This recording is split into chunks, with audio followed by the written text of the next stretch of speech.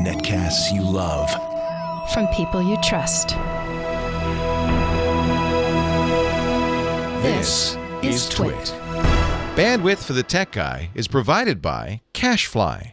CACHEFLY.com. Hi, this is Leo Laporte, and this is my Tech Guy podcast. This show originally aired on the Premier Networks on Saturday, April 30th, 2016. This is episode 1283. Enjoy. The Tech Guy podcast is brought to you by ZipRecruiter. Are you hiring? With ZipRecruiter.com, you can post to 100-plus job sites, including social networks, all with a single click. Screen, rate, and hire the right candidates fast. Try ZipRecruiter with a free 4-day trial now at ZipRecruiter.com/TechGuy. Well, hey, how are you today? Leo Laporte here, the Tech Guy. Time to talk computers and the internet and home theater and digital photography, smartphones, smart watches, and all that jazz. 8888. Ask Leo's the number. 888-827-5536. Toll free from anywhere in the U.S.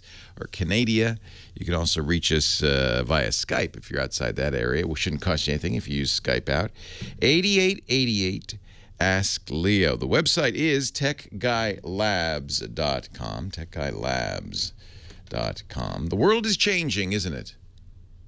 I don't have to tell you that if you listen to this show. Constantly changing.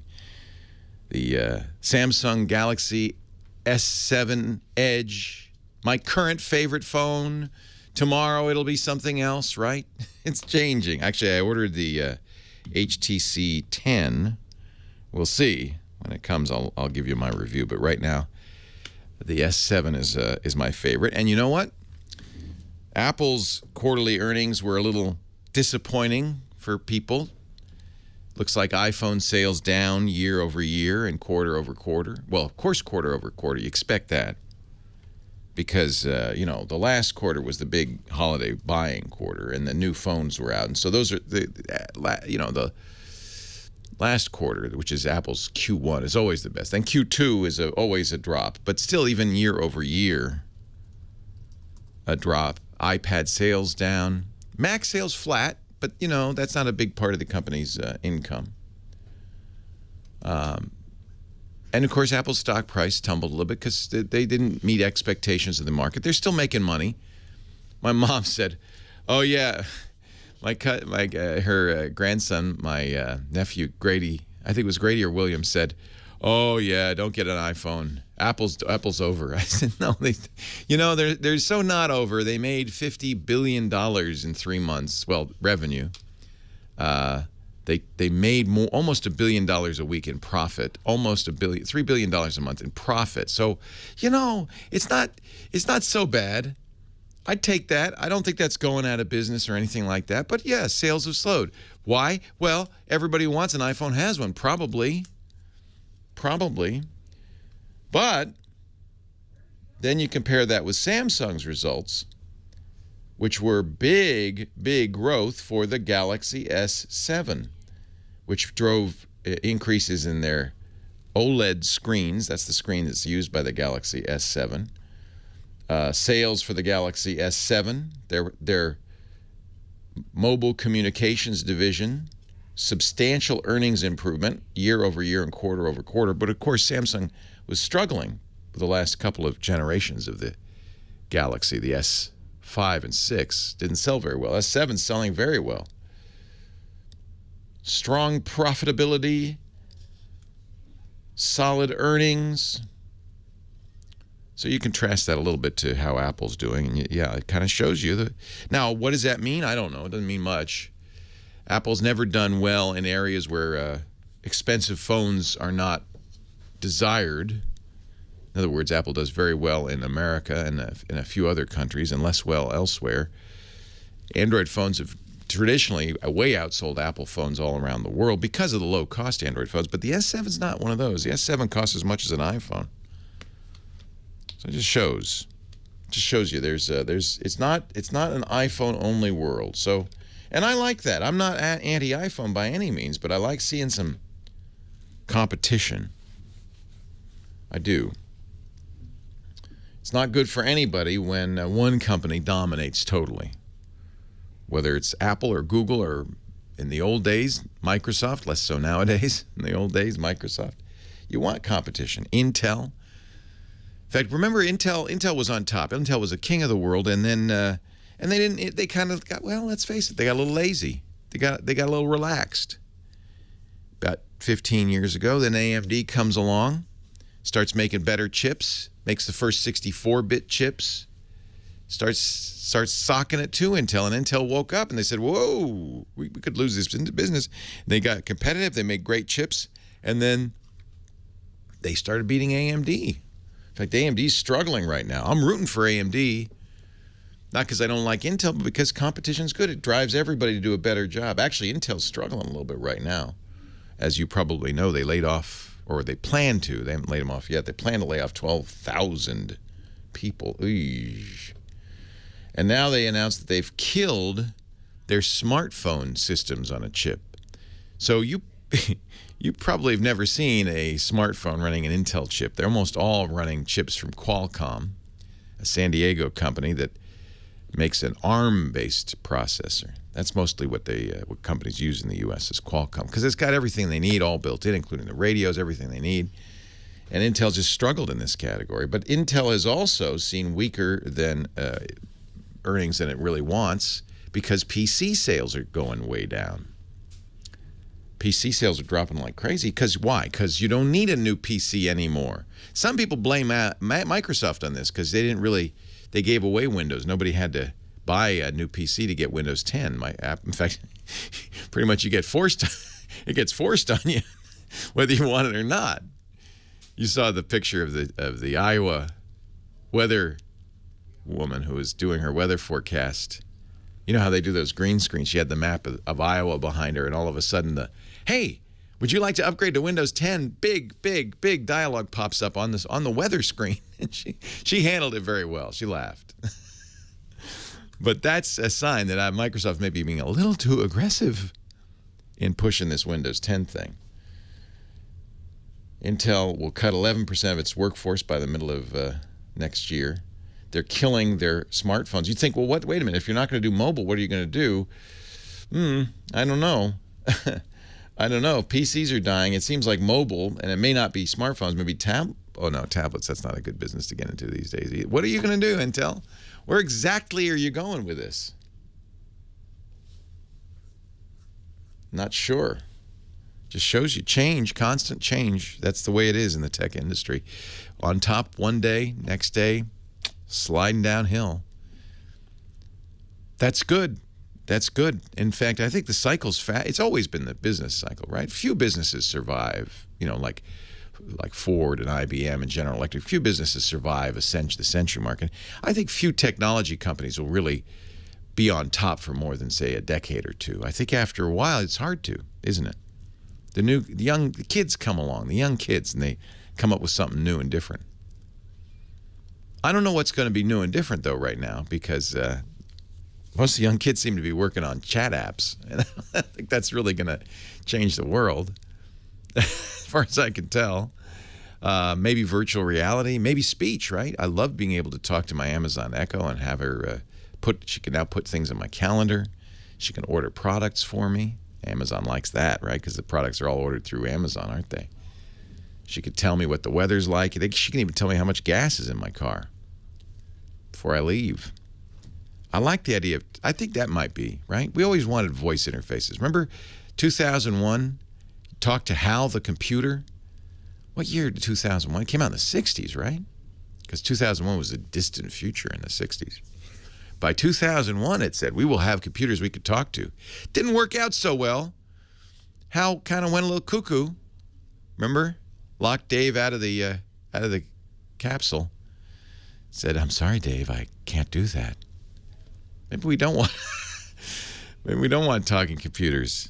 More and more people are tying their Amazon Echoes up to their lights and their doors and their garages. That sounds like, sorry, Dave, you can't pull in that gas guzzler. I'm keeping the garage closed, Dave. Let me know when you get an electric car, Dave. You can order one on Amazon right now. Maybe I don't Maybe this isn't the best idea. 8888 Ask Leo. We talk about the new things. We talk about the old things. We talk about technology, and I'd love to hear from you. 888-827-5536. I'm ready to take your call now, Dave. Call me.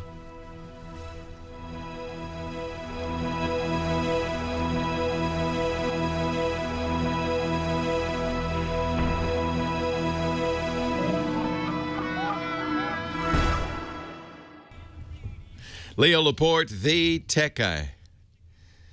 So ride around with me then. Your automobile. 8888 Ask Leo. Heather Hammond's here too. She's our phone ranger, answering the phones, taking your calls, grooming you for your appearance on the radio. Coming up at 1:30, Scott Wilkinson, our home theater guy. But I think we could take some calls between now and then. What do you think, Heather? Sure can. What do you think? Who should I start with? Mike's our Maine man. Get it? He's in Portland, Maine. Oh, Mike in Portland, our guy, our man in Portland. Hello, Mike. Why don't you talk more maniac-y? Because I grew up closer to where you grew up. I thought. You sound like a California. So, you grew up near Providence. I grew up actually in New York, but lived in Ohio and Colorado and all over the place. So, do people, do they talk like that still in Maine? Oh, God, it's so scary, Leo. I mean, you can't get there from here. Yeah, you know how some accents make people sound dumb? They're not, but it makes people sound that way. I like it. You know what I'm sad about is because of the proliferation of national broadcast media, a.k.a. this show, everybody all talks the same now. I like the regional accents. I agree, and that's one reason why I listen to the BBC. The BBC never did anything like that. You hear the accents from all over the world. It's wonderful. Yeah, I do enjoy that. What can I do for you, Mike? Well, I've got a tip for you about iPhone battery life that I didn't get to tell Heather about, and I have a question about email. The tip is pretty quick, though, if you'd like me to give you that. All right. I have found one of the things that I learned from you is that battery life, in terms of long-lasting battery life, means keeping the battery charged all the time because it doesn't go through the cycles. That's right. Well, the iPhone 6 and 6 and 6S, Apple makes a battery case that works in such a manner that the battery is always being charged. Yeah. The actual battery on the phone never goes down. Right. So, the $99 battery case, you'll lose that as it cycles through, but the battery on the iPhone should never go through any cycles, really, and should last forever, I would think. I think that's one of the reasons Apple designed that the way. There are other cases like the Mophie case where you can choose. You have a switch. You choose whether you're charging the case or the phone. But Apple decided, I think for the exact reasons you say, Mike, that it would be best to wear the case out and keep the phone 100%. Yeah, it's working great. I've had it, for about 3 or 4 months, and it's wonderful, and I get extended battery life. Never had it go down to use the battery, really. Yeah. Excellent. But the question is this. Being that I'm now a new iPhone user and I'm using email on the iPhone, on my desktop, I use Thunderbird. And I've been using it for years, and I've got so many files and everything built up, and it's wonderful. I really do love the email program. But I've been using it on Pop. And I'm wondering if I switch it over to IMAP, if I'm going to have some kind of amazing problem, or if everything would go up, be able to be on the server, and I'd be able to see all those folders and everything if I switched over to IMAP, if it would upload it and be there. I have no idea. I've never used IMAP before in my life and don't understand how it works, really. I'm thrilled to have this question. First of all, I think Thunderbird deserves more attention. It is an excellent free program from the folks who do Firefox. There's something going on with it. They want to spin it out. I don't know. But it's an open source project. It will be maintained. It is, in my opinion, the best email client out there. It does everything you want it to do. And yes, it does IMAP. And that's how I use it exclusively with IMAP. So what is IMAP versus POPs? POP's the old way of doing it, Post Office Protocol. And it was when you got your email from your internet service provider, and they didn't want to store your mail because, my goodness, hard drives were expensive in those days. So they said, look, here's how it's going to work. Your mail will arrive here. We'll hold it for you, just like a post office box, but you got to empty it out. So every time you collect your mail, you're going to delete it from your post office box and put it on your hard drive. Just kind of like a post office box. Imagine if you just left the mail in the post office box. It'd get jammed and stuffed, and pretty soon you'd run out of room. But nowadays, hard drive space is cheap, and people have more than one computer. You know, they have their phone, they have their laptop, they have their desktop, they might even have a tablet, and they'd like to have a single representation of email on all of those instead of, oh, I downloaded it on my desktop, now I can't see it on my phone.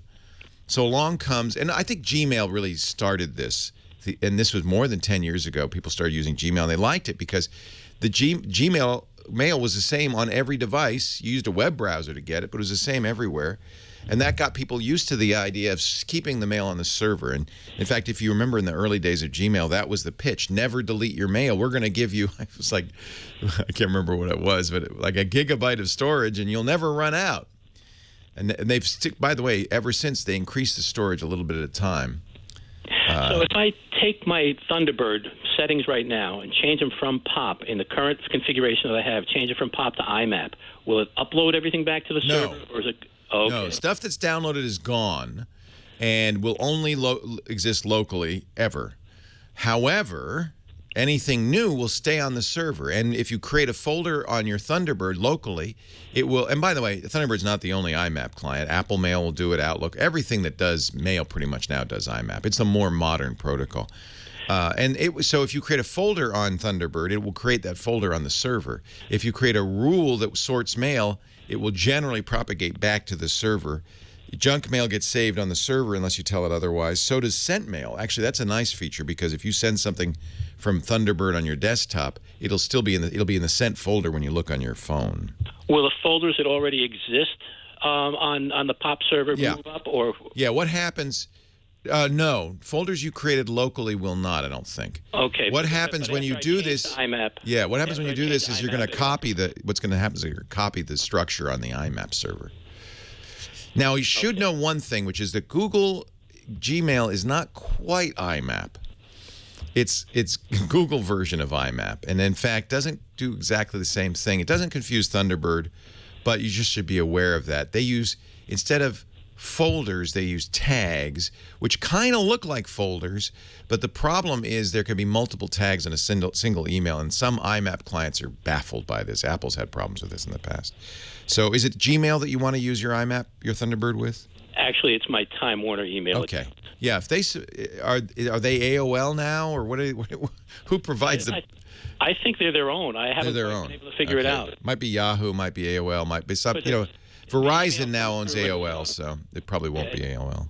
The email address, and without giving my email address, but it's because I'm in Maine. It's maine.rr for Roadrunner. Roadrunner. Okay. Yeah, they make Comcast hosts their own mail.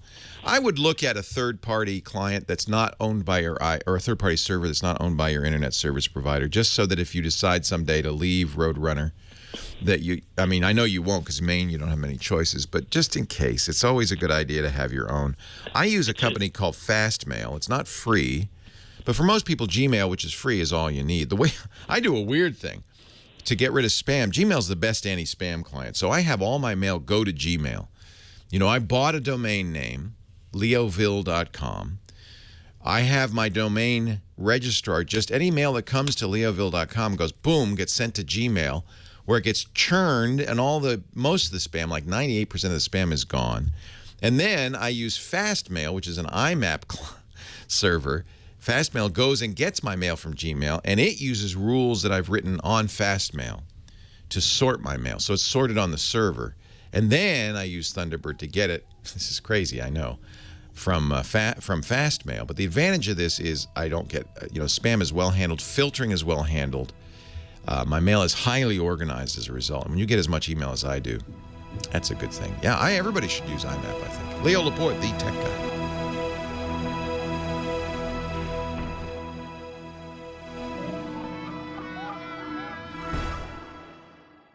Ladies and gentlemen, I give you Scott Wilkinson, our home theater guru.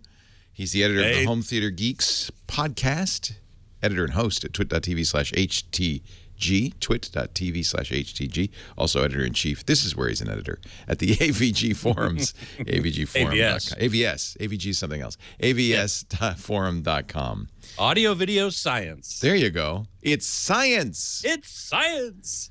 So, did you see the Jungle Book yet? Because I wanted to tell you about this. Yeah, no, I haven't seen it. Unfortunately, it opened when I was at NAB, And it was in the Dolby Cinema. It was graded as in Dolby Vision High Dynamic Range. So, of course, I would have gone to see it, but I was in Las Vegas. I wish I'd seen it that way. I would have loved to have seen that. I wish I had, too, because when I got back, it was already gone. It was in other theaters, but they had replaced it with something else that I have no idea what it was. So I was kind of bummed. I think I'm going to go see it in IMAX 3D. That's still there. Anyway, you saw it.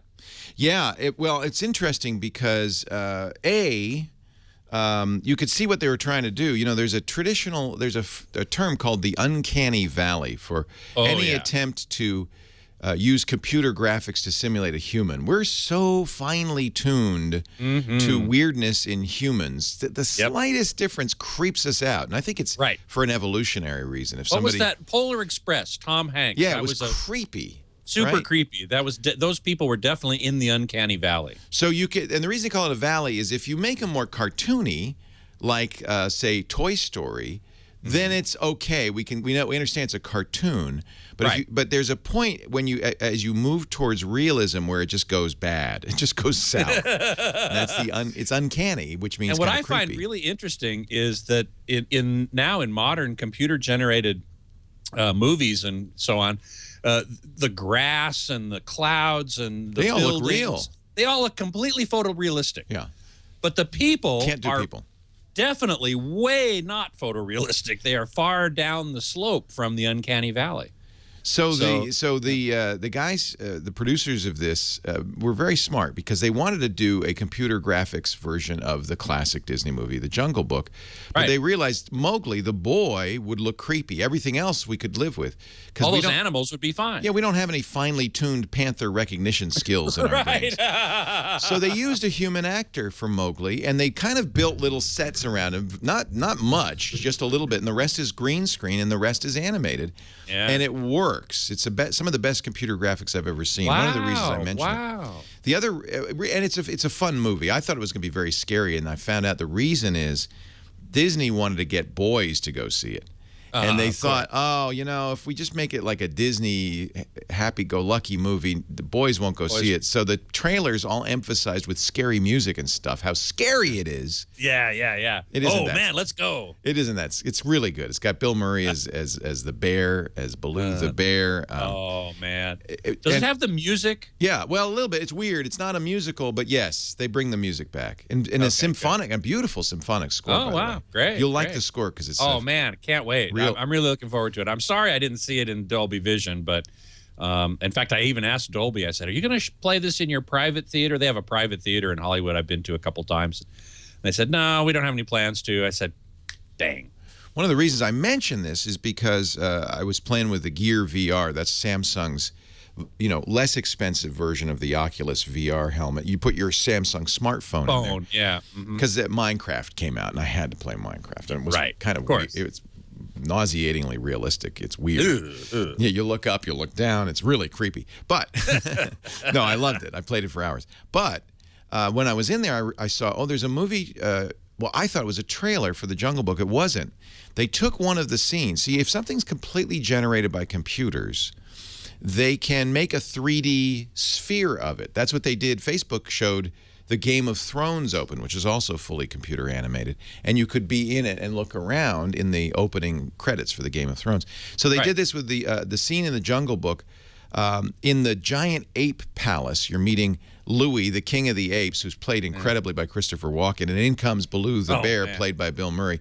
But what's neat is you have Mowgli's point of view, because Mowgli, they don't have Mowgli in it. It's all the computer stuff. Okay. So you're looking at the whole scene. Yeah. You see how giant Louis is. You could see the bear, and it's really wonderful.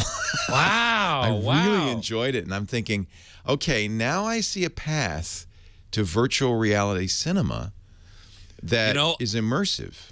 I have been wondering that ever since somebody first said, what's next? It's virtual reality cinema. And I said, well, how do you direct the viewer's attention to where you want it to be, to the story, which is in front of you? Right. And if you're telling some story in front of you, and then somebody else looks, you're watching it and you look behind you, you're missing something. But this may be a clue as to how they might do it. Yeah. I think so. If you want to, you don't have to have the Gear VR. You just need a smartphone that supports Google Cardboard and one of these inexpensive cardboard visors. So if you have an iPhone, just get the Google Cardboard app on there. And it's on YouTube.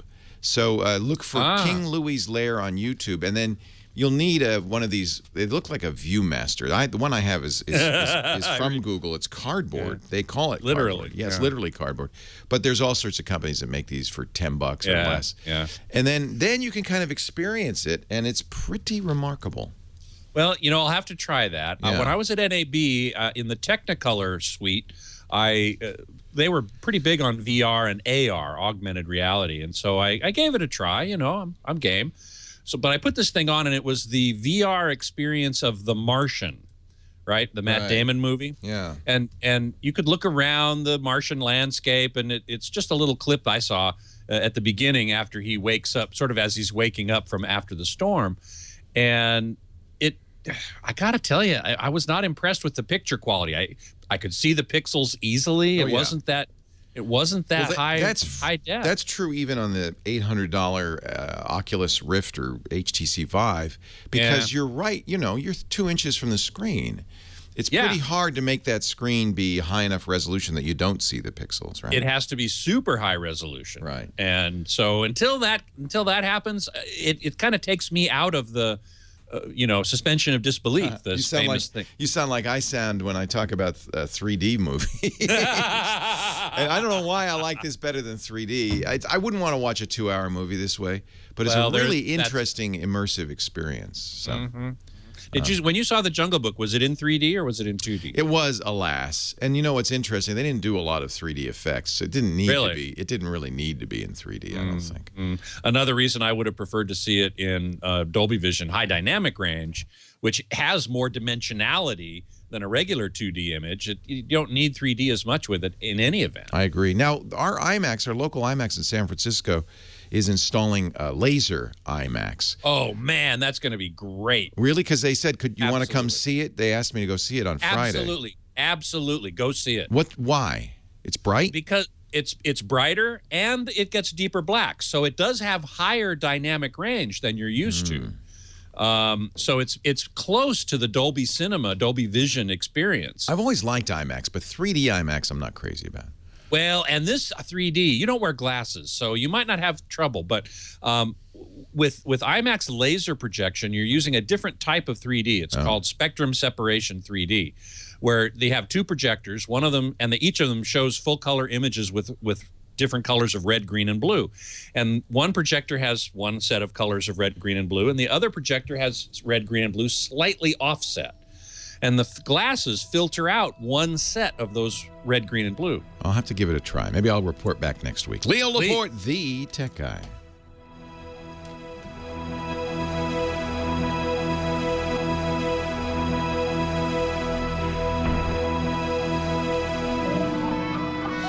No, and that's one thing I liked about The Jungle Book is it did have story and character, and it was a great movie standing on its own. And I thought it was really well done. I was very pleased because I had fond memories of the cartoon version of it. Right. My daughter loved it. We watched it many times together, and she would play Mowgli, and I'd play Baloo the bear. But very good. You've got very good. bare necessities. I mean, it's not Louis Prima. It's but do they actually sing the songs from? Yeah, they do. Christopher Walken, not a great singer, but he sings it. But the effects are remarkable. I mean, what they can do with CGI is, very hyper realistic. Really. Yeah.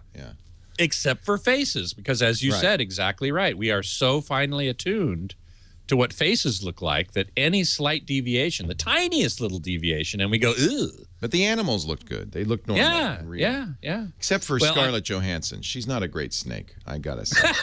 She voices the snake? Yeah, she's the snake. It's pretty funny. Well, I'll have to. I really must go see it, and I'm sorry I missed it in Dolby Vision only because I was at NAB, but I'll go see it at IMAX. And we have a laser IMAX here, and I absolutely would choose laser IMAX over regular IMAX. Maybe I'll have to go see it. Any day of the week. Any day of the week. May 6th, they invited me down. I better go see it. Oh, you should go see it. Really? It's worth it? Absolutely. I think so. They put in lasers. Laser. All right. No, it's definitely worth it. No question about it. 10 a.m. I have to drive to San Francisco in the morning commute, which is not my idea of a good Yeah, that's time. not nice. I agree. But this is like what, some special press thing? Yeah. Yeah. I'd go if it were me. Well, yeah, I'd that's go. your job. Well, yeah. Well, it's your job too to be up on tech, right? Yeah. Yeah, if it weren't in San Francisco at 10 a.m., like I said, if I didn't have to go through the commute. That's a problem. I agree with you on that. Yeah. I absolutely agree with you on that. All yours for the Thank next you. 126 seconds. You can crash on my couch. I can crash on your couch? Yeah, the night Yeah. Well, Lisa and I were thinking, because we're going to the ball game the day before, the Cinco de Mayo Giants game. Done and done. Just stay in the city. But, yeah, I was thinking maybe of doing that. You have to. Yeah, absolutely. I'll see if I can talk her into it. That would be a great thing to do. You're going to stick Anyway. around for the top of the hour? Yeah, happy to. Okay, good. Thanks. Sure. Hey, Emily the Strange, good to see you as well. Friendly Manitoba, hello. Glad to see you as well. Sorry, I guess I was here last week. It was right after NAB, which I wasn't here for during NAB. But anyway, happy to see everybody. Glad to be back. Anybody got any questions for me? Yeah, take the Leocopter, Stoic Squirrel. T1000, have I heard how James Cameron is going to shoot the Avatar sequels? Yes, I have. It's, as far as I know, he's going to shoot in high frame rate. We talked about this last week on my segment with Leo. The Billy Lynn's Long Halftime Walk, Ang Lee shot it at 120 frames a second. Last I heard, Jim Cameron was going to shoot the Avatar sequels at 60 frames per second. So that's basically the best you can do on TV. So it is going to look kind of like video. And people are going to complain about that. But I'm looking forward to it. I think it's great. I love high frame rate. I have no nostalgic wish to see things be very blurry as they move around. So that's what I think. That's the latest I heard about James Cameron and Avatar sequels. But they're not going to be till sometime late next year. They're gonna wait until after this next Star Wars. So they've delayed it. Anyway, I've only got a few seconds left. Hey, Dr. Mom, good to see ya.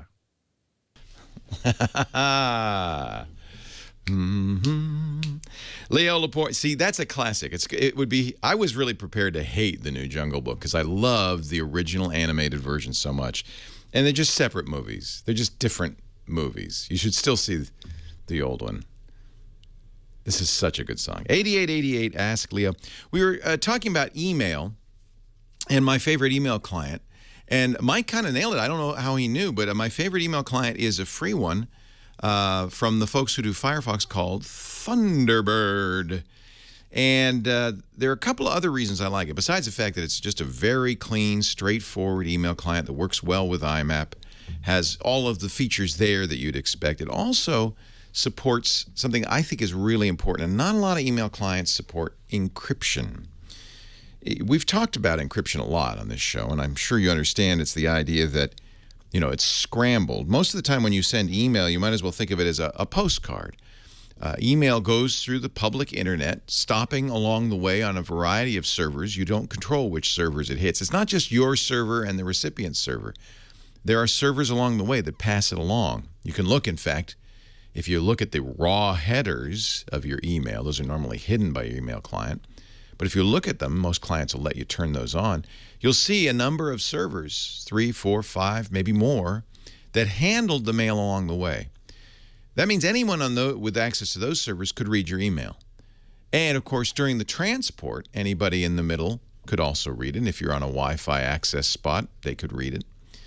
So you should treat email as relatively public. It always makes me laugh when I see in the signatures, this email is intended only for the recipient. Do not read it if you are not the recipient. Destroy it if you are not the recipient. Yeah, no. You might as well put that on a postcard. Hey, Mr. Mailman. Actually, I think your postcard's more private because there's strict laws protecting your U.S. mail and the privacy thereof, federal laws that carry heavy penalties for breaking them. Email, not so much. In fact, as the law stands right now, and it's being changed, thank goodness, your email is considered abandoned after 180 days And law enforcement or anybody else can read it without a warrant, without any routine. They just can go, yeah, well, you abandoned it. Now, that's an old law. Unfortunately, the House of Representatives this weekend, every single member voted 419 to nothing to pass a bill that would require a warrant to read those old emails. You know, the House members may not be super technical, but I think they use email. And I think they're realizing, I don't want anybody to read my old email. There's stuff in there I don't want anybody to see. So that will be changed. Now the Senate has to vote. They'll pass it. The president will sign it. It'll probably go through very quickly because that was an oversight. But it underscores the importance of understanding that traditional U.S. mail is much more protected for privacy than electronic mail. So for that reason, if you want private mail or you just don't want people snooping on it, or you want to sign mail in a way that only you could have sent it, I do this too. I mean, that's a really good thing. You can use encryption. There are two kinds of commonly used encryption. There's PGP, and there are varieties of this, including OpenPGP and the GNU Privacy Guard, all based on the same pretty good privacy framework, PGP, invented by Phil Zimmerman. That's widely available, and it's supported, by the way, on Thunderbird by a plugin called Enigmail. Highly recommend. You can also use certificate-based encryption and privacy and signing. And that requires going to a certificate authority and usually paying. I get one from GlobalSign, that usually paying a small amount, but not insignificant, for a certificate which you can then use to sign and encrypt email. In both cases, you can only encrypt mail to somebody for whom you have the public key. So the public key is something you can give away, you can advertise, you can put on a billboard if you want that says, if you want to send me private mail, use this public key to encrypt it. It's a one-way key. It can only be used to encrypt, not to decrypt. So people can use, that's why you can give it away. You don't have to guard it. There are actually key servers that store public keys. I have my public keys on all the key servers. I publish mine on my website. It's in my email signature. If you get an email from me, my public key will be in there. You can do that because that is a one-way encryption-only key. You have a private key that you keep to yourself. You probably should have a long, strong passphrase or password protecting it as well. And that's what you use to decrypt. And that's private. So that's why we call it a key pair, a public key and a private key. And that's kind of the fundamental encryption technology that changed the world when it was discovered some decades ago. Or invented, I should say. It wasn't really discovered, it was invented. So another reason to like Thunderbird is it supports that through a plugin called Enigmail. It's easy to install, easy to use, will generate a public and private key for you that you can use. We'll walk you through the steps of publishing it and all of that. And I think that's a great thing. It also has a calendar plugin, works with Google Calendar or other calendars. It has some really nice features. And it's all free. It's open source. And I really like that. And I've mentioned in the past, one of the reasons I like it is the mail you get is stored in a format that's easily read. It's a text format. So you're not dependent on Thunderbird. Should Thunderbird go away, your mail is still on your hard drive, legible, readable, or on your server, legible and readable. I think that's good too. Thought I'd just give you some more information about that program. I highly recommend it. Thunderbird. Fred on the line from Temecula. Hi, Fred. Hi, Leo. Thanks for being there for us. I appreciate it. You still use batch files, huh? Well, it's just, I know it's a bit quirky. I'm just at the beginning stages of an effort to develop commercial software that'll allow our customers to control some of their test equipment via computer. And so to help protect our software from piracy, I've written a simple batch file using WMIC commands to fingerprint or ID the computer they're planning to use. Cool. But I'm not terribly excited about having our customers download a batch file. Yeah. I'd rather have them. You want it to be an EXE. Yeah. If there are a number of ways to do this. They're called batch file compilers. A compiler turns text in a language, some language, into an executable. And there are a number of these for Windows, for Linux. Look for a batch file compiler.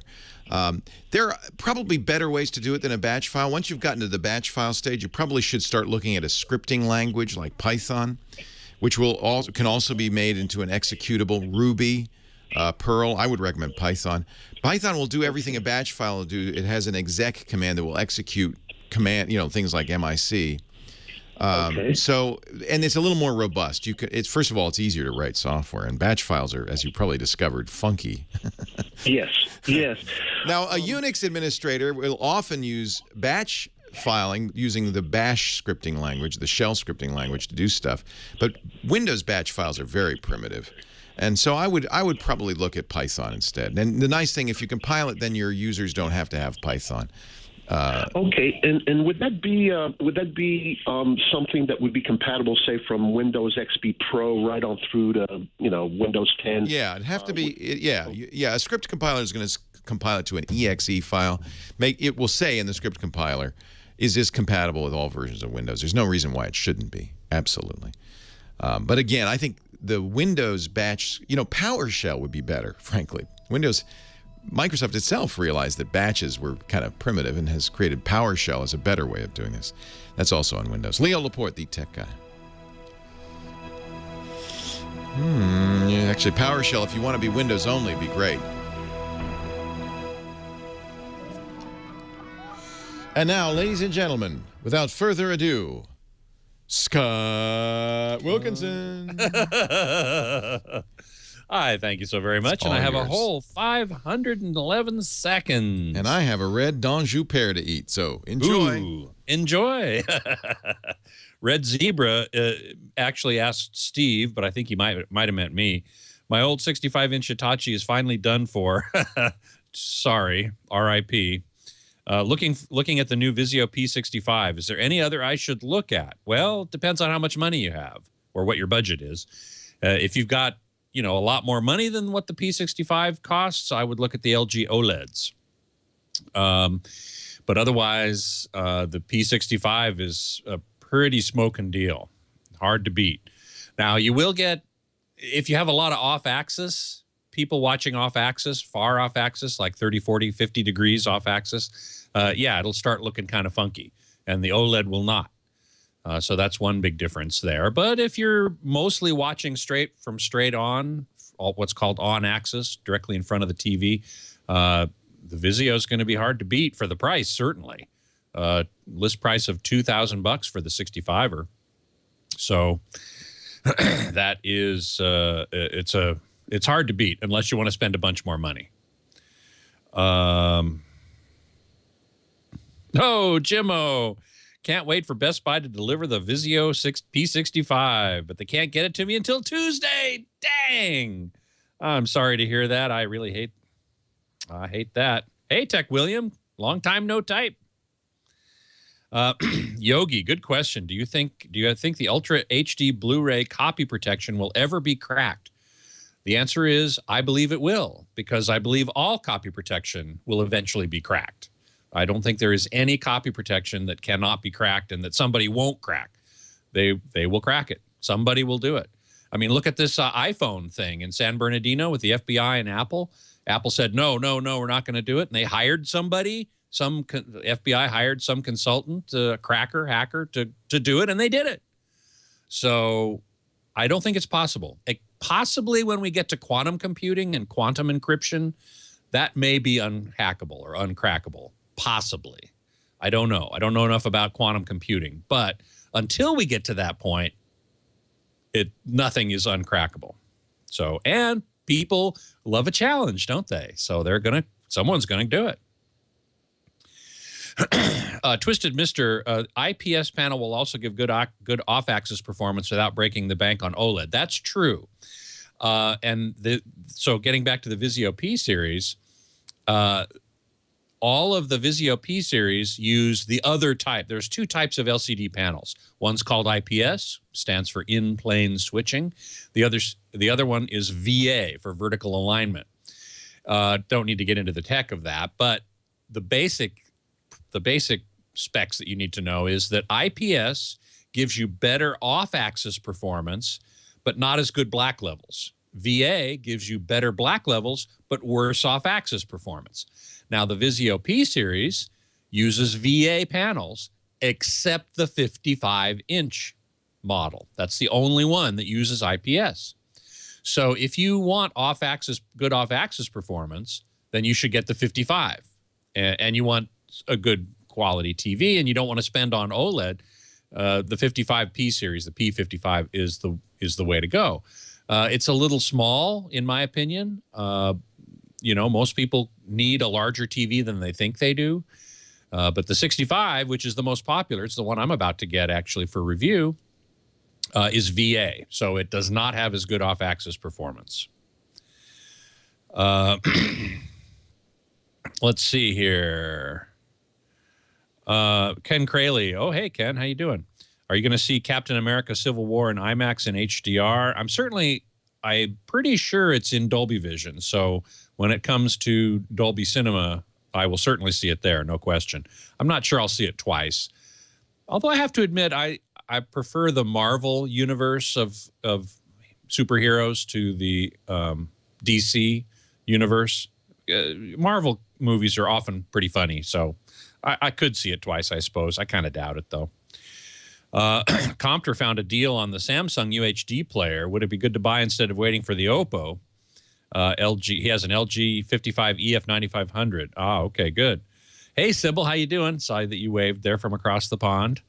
Well, I don't know how long it's going to be for the Oppo. It could be quite a few months before they even announce it or come out with it. I suppose we'll see it hopefully around the holidays, but I don't know.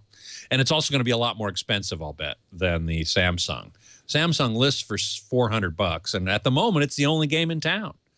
So if you found a deal on it, it's probably not a bad thing to get since you have that beautiful LG OLED. Feed it something really, really good, and that is going to be the Samsung, the Ultra HD Blu-ray. The Oppo will probably be better. I have no doubt of that, actually, but it'll be a lot more expensive. I wouldn't be surprised if it were in the close to $1,000 range. If they come out at $400 or $500 like the current Blu-ray player, then I would be tremendously surprised and pleased. Let's see. Twisted Mister, IRS tax code is pretty uncrackable. Well, that may be, but I wouldn't be surprised if somebody does it. I really wouldn't be surprised. Maybe if they haven't yet. Another nerd, what is the minimum CPU for a home theater system? I can't say I'm really well versed in home theater PCs, so I couldn't tell you. I would think as fast and powerful a CPU as you can get would be good because you're going to be serving up video. And so you want a good graphics card as well, one with HDMI out. So that's kind of what I know about that, which isn't very much. Let's see. Another nerd for a home TV, would Adobe RGB look better than sRGB? Well, basically the answer is what you want in a home theater TV is not either. You want P3. You want this color gamut called P3, which I think is fairly close to sRGB. To tell you the truth, I don't know the difference between them. Maybe somebody in the chat room can help me. Let's see. Braden, what resolution would be necessary to produce clarity at near-screen VR distances? Ooh, that's a good question. I guess current phones are kind of in the 4K range, aren't they? I don't actually know, but if that's true, if current phones are in the 4K range, you'd want at least 8K and maybe more to eliminate the screen door effect, being able to actually see pixels, which was very distracting for me. And I've seen it other times. I've put on VR goggles. Same thing. Thank you, Scott. My pleasure. See you next week. Actually, next week I won't be here. I'll be in Palo Alto helping my wife do a concert. Nice. We'll have a great time. Thanks. And give see you in 2 my weeks. best. All right. See ya. Bye. Well, hey. How are you today? Leo Laporte here, the tech guy. Time to talk computers and the internet, home theater, digital photography, smartphones, smart watches, virtual reality headgear. We're moving into the future. You know, it's kind of fun because when I first started doing this, it was pretty much that speech at the beginning. We're going to talk about computers. Yeah. Windows computers and DOS. And then the Mac. I always talked about the Mac. It was the early 90s. Did we have Macs? Yeah, we had Macs. And then in the mid-90s, the Internet kind of appeared, and we started talking a little bit more about the Internet. Now, of course, it's much more about the computer in your pocket than anything else, including the computer on your forehead. 8888 Ask Leo. Whatever's on your mind. If it has a chip in it, I'd love to talk to you about it. Larry is just down the road a piece in Petaluma. Hello, Larry. Hi, good morning, Leo. Actually, now it's afternoon. Well, hello, I guess I should say. Hello. I'm calling today because I need a recommendation for a good, relatively inexpensive, unidirectional wired lavalier microphone for use with a Canon Vixia camcorder, HD camcorder. You're right to start with wired because my experience with wireless, although much more convenient, because you have a radio transmitter and you put that on the camcorder and then your host can wander around, unless you spend a lot of money, is really troubling. You know, there's too much radio interference and there's all sorts of problems. I remember we were using wireless microphones a couple of years ago at the E3 gaming conference, coming up, by the way, in June. And we were wandering around through the hall broadcasting. The folks from G4 Television came over and yelled at us saying, we're trying to do a show and you're ruining our get away from us, get away from us. And and you maybe remember Spinal Tap when they're playing at the Air Force Base and they start getting the air traffic control in the guitar transmitter. So you're smart to go wired. I'm trying to remember what we use. And John's not here. Go ahead. And the situation is a little complicated because the primary speaker, we're going to be recording just primarily audio, a voice. Yep. And the primary speaker has a little bit of a vocal cord issue, so his voice is not that strong. And we're trying to avoid any kind of room noise or crowd noise, which is why I would like unidirectional. However, there are times when we'll plug in another mic through a little Yamaha mixer to take questions from the audience. Mm-hmm. And I think that can probably be omnidirectional. Yeah, we use unidirectionals. There's a couple of issues. So omnidirectional is, as it sounds, all directions. The problem with that, of course, is you get a lot of room noise and rumbling, and if there's a crowd, you get the crowd.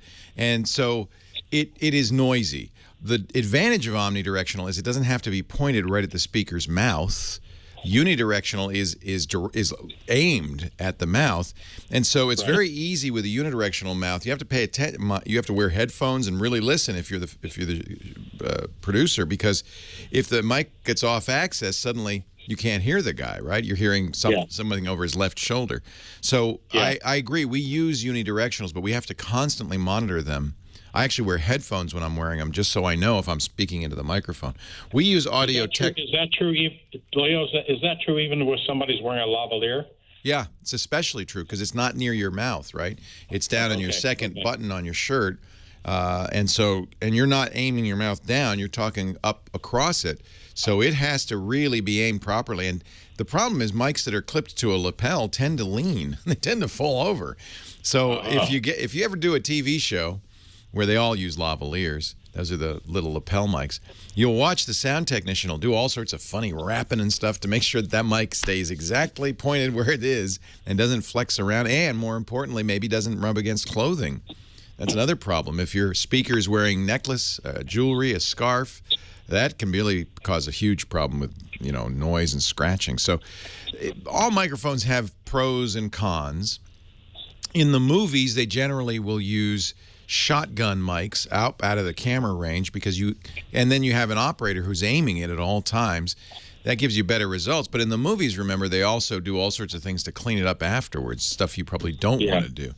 So what we use on our sets, and we do everything live and try to make it as live, requiring as little post-production as possible, are Audio Technica condenser lavalier microphones.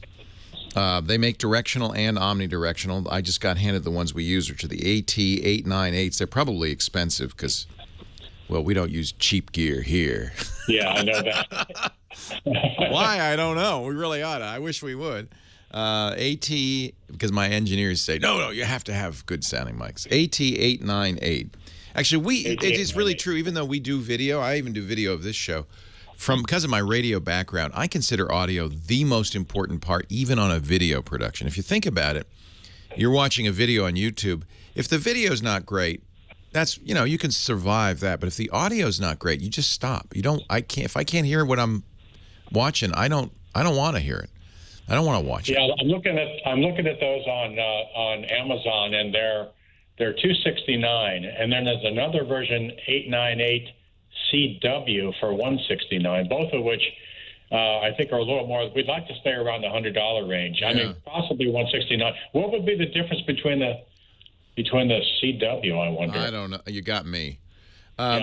Shure makes less expensive ones, and Shure's good too. I mean, we really like our Audio Technicas, but Shure makes an excellent mic. And Audio Technica has other wired mics. The Pro 70 is $129. I think you can find, inexpensive mics. Yeah, there's a Shure here for $60. Yeah, that's a lavalier. It looks like it's unidirectional. Yeah, that'd probably do it. That's the MVL. This is a ECM X7 BMP. Yeah, those are fine. Yep. Okay. You'll see if you shop around. Go to a my recommendation, instead of getting it on Amazon, go to somewhere that does Broadcast Supply, BSW Broadcast Supply West, or B&H Photo. Those guys focus on audio for production, as opposed to Amazon, where it's gonna be hit or miss. Okay, good. And you're not going to save money on Amazon, to be honest. All you get is the Prime shipping, which is nice. No, I know that. Yeah. But okay. B&H, I buy from B&H all the time. Yeah, they do great camera stuff. You probably got your Vixias there. So I think so. Yeah. And then I've always gone to BSW for broadcast supply, and Sweetwater's another one. Broadcast Supply Worldwide, not West. I think of them as West. It's Broadcast Supply Worldwide. They're actually in Tacoma. Worldwide. Yeah, BSWUSA.com. And then Sweetwater's. Okay, thank you. Yeah, you're welcome. Wonderful. Yeah, enjoy. Good luck with your production. Oh, I should have asked, what are you producing? Well, it's a nonprofit group that we produce meditation seminars. Actually, we do some meditation retreats, and then we also have a website which has mystical teachings on it, which sounds exciting. That's great. I love it. Well, yeah, you want the quality to be good. People are going to be listening, maybe even meditating to the audio, so you want to make sure the audio is good. Exactly. Yeah, we actually since it's digital, the energetics of the teachings will come through as opposed to the old style analog, which didn't carry the energy of the teaching. Good. How exciting. Good luck with your show. This is the magic, by the way, of the internet. It's changing media. It used to be in media, the power of the press, as A.J. Mencken said, belongs to the guy who owns the presses. You had to be, wealthy to have a radio or TV station. There was no YouTube. There was no blogs. Now everybody has a voice who cares to, for a relatively little cost. You don't have to spend a lot of money. In fact, really, the microphone on your laptop is probably good enough for a lot of what people want to do. You just need internet access and a computer of some kind. 8888 Ask Leo. A lot of people do it with their smartphone. Leo Laporte, the tech guy. Website, techguylabs.com. We'll put links to all those microphones up there. More of your calls coming up right after this.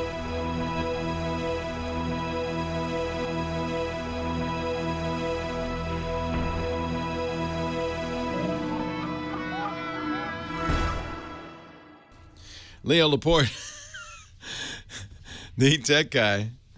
8888 Ask Leo. Getting funky. Let's get back to the phones. Renee in Vancouver. Hey, Renee. Hi. My question is, I'd like to know if you could recommend a way of getting a good copy of Office 2010. I've thought of eBay and I've thought of Craigslist, but I was worried about getting a virus. And the reason I want it is work uses Office 2010, and at home I have Office 365, but I want to practice using the work version of Excel at home. Oh, those old work folks. Yeah, and I can't buy Office 2010 from Microsoft. You can download it still, but you have to have a key. Okay. So I'm looking at Office 2010 resources at Microsoft. It's products.office.com, and they do offer a download. Now I'm wondering maybe if you can get the key from work. Would work give you the key? So if you say to them, look, I just want to practice with Office at home, they probably, if they're using it at work, have what we call a seat license, a business license that allows them to use it for a number of people all at once. Maybe, but I did phone our tech support, and because they do sell a discounted version of Office, and they said they can only sell the new version. But I could try again, but I did try them once. Okay. Huh, that's interesting. You can try it. I think you can download it and try it for 30 days. You have the right version. You have Office 365. That's what everybody, including Microsoft, is recommending. And sooner or later, work's going to have to do that too. Yeah. Unless you work for the government. Do you work for the government? I work for the Provincial Health Authority. Okay. Is that a state or federal agency? It's a provincial authority. I'm sorry. Yeah, that's right. Provincial means state. Okay. Yeah. Yeah. Oh, yeah. They may never upgrade. No, it's a different thing, and a lot of times government agencies don't like to upgrade for a variety of reasons. Privacy and security being a significant one. So it may be that they don't change. The truth is, I think if you use your Office 365, you're going to find it so similar. There are very few things that are different. Well, it has I think it's easier to use. Like, I think the bar at the top is different. Like, I'm trying to learn Excel better. Right. And that's an interesting I think it's question. a little different than trying to learn a word processor, which is very similar, but I'm not sure if Excel is as similar. So I'm going to give you some resources, by the way, that are going to be very useful to you. Okay. You still can buy Office 2010. You may not be able to buy it from the provincial office, but I see that you can buy it at Best Buy, for instance. And it looks like Amazon offers the Home and Student Edition still. Okay. So that's $119 brand new, and then they said they do sell it used. If you're going to buy it used, I would get it on Amazon or somewhere like that. Be careful about Craigslist. Okay. Okay, that's helpful. Yeah, and then look for Mr. Excel. Okay, Mr. Excel is a friend of mine named Bill Jelen, Jelen. He does absolutely the best Excel tutorials, workshops, books. A lot of the stuff he offers you can get on his website for free. It's Mr. Excel, EXCEL.com. Wonderful guy. When I did the TV show in Vancouver and Toronto, he would come up and give us Excel tips. Highly recommend his stuff. He's got a message board. He's got the 40 greatest Excel tips of all time is his latest book. But he's got lots of good stuff. And he even does, if you really want to get good at Excel, he does seminars as well. So, yeah, if this is important for your work, learning Excel, what a great skill, whether you stay at the provincial authority or not. But knowing how to do spreadsheets, like being a spreadsheet pro, is super valuable. Mm-hmm. Yeah. So you can absolutely, if you go to Amazon, buy an old copy of Office 2010. Best Buy in the States has it. I would bet, I'm trying to think of, do you have Best Buy in Canada or not? Yes, we do. Okay, so up there, you'd be able to get it up there, like it's in the middle of nowhere. You'd have it in Canada. And then Amazon as well, I'm sure. Amazon.ca would have it as well. I understand you want to get used to the user interface you're going to be using at work. Yeah. And I did look in the Best Buy, but I looked in their stores. I didn't look at the website. Look online. Tiger Direct still sells it, I believe. So, yeah, and you know what? You're getting an older version. To be honest with you, they didn't really change much. Microsoft mostly changed Office 2016 to be a subscription plan. That's the biggest change. Oh, okay. Yeah. So it's gonna feel fairly similar to you. Okay, great. Right. Thank you. Thank you for calling. I appreciate it. We'll put some links in the show notes at techguylabs.com.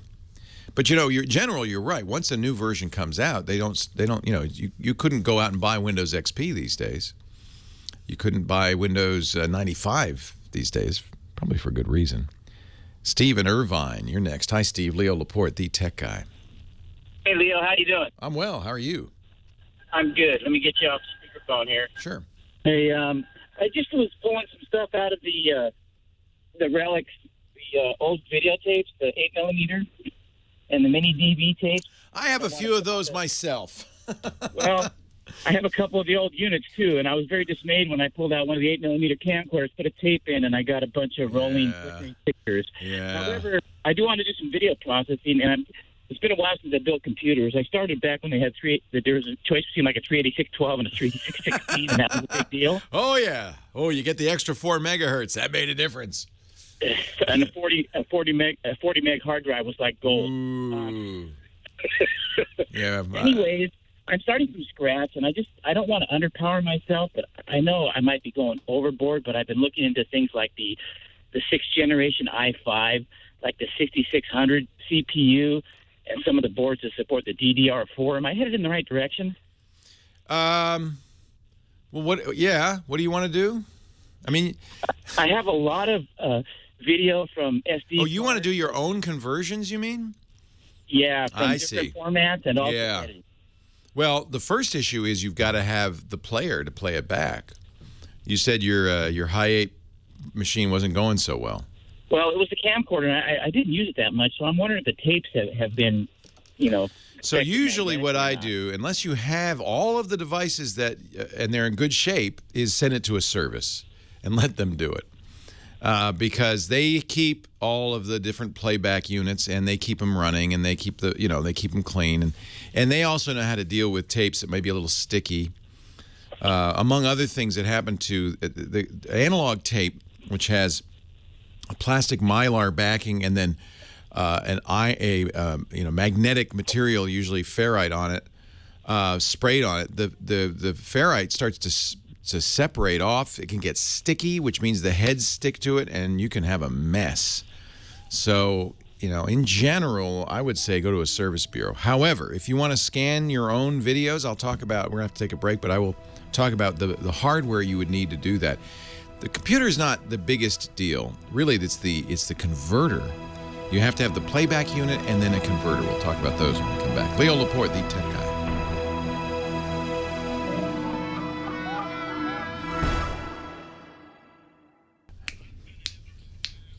He's been everywhere, man. He's in the middle of the ocean, but he's on the phone right now, man. I'm talking about Johnny Jet, the man. Hey, Johnny Jet, how are you?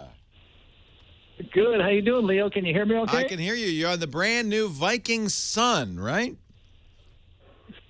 Yeah, Viking. Everyone knows Viking River, but they actually this is their second ocean cruise. I went on their last one last year, and this one just came out 2 weeks ago. Wow. And we're off the coast of Portugal. I saw your pictures from Portugal. I'm so jealous. I always wanted to go to Portugal. You've got your wife with you, I know. And so the Viking Sun is a brand new cruise ship. Are you loving it? Oh, yeah, it's beautiful. It's called Viking Sea. It's 930 passengers it holds, but That's a relatively small. That's not a big ship. That's a relatively small cruise ship, right? Correct, but the rooms are large. So, but it's Scandinavian flair. They're all from Norway, and honestly, you would love it. So you got to check it out, and they have some great tech and good Wi-Fi. Really? Oh, that's nice. And you're in the ocean right now. I'm in the middle of the Atlantic right now. We just left Porto about 3 hours ago. How are we hearing you? How are we understanding what you're saying? I'm on a satellite phone. Oh, that's cool. So this is costing $5 a minute. We better get right to it. That's right. So I got an app for you. Okay. It's called, you're going to love this one. It's called Jet Suite. JETSUITE.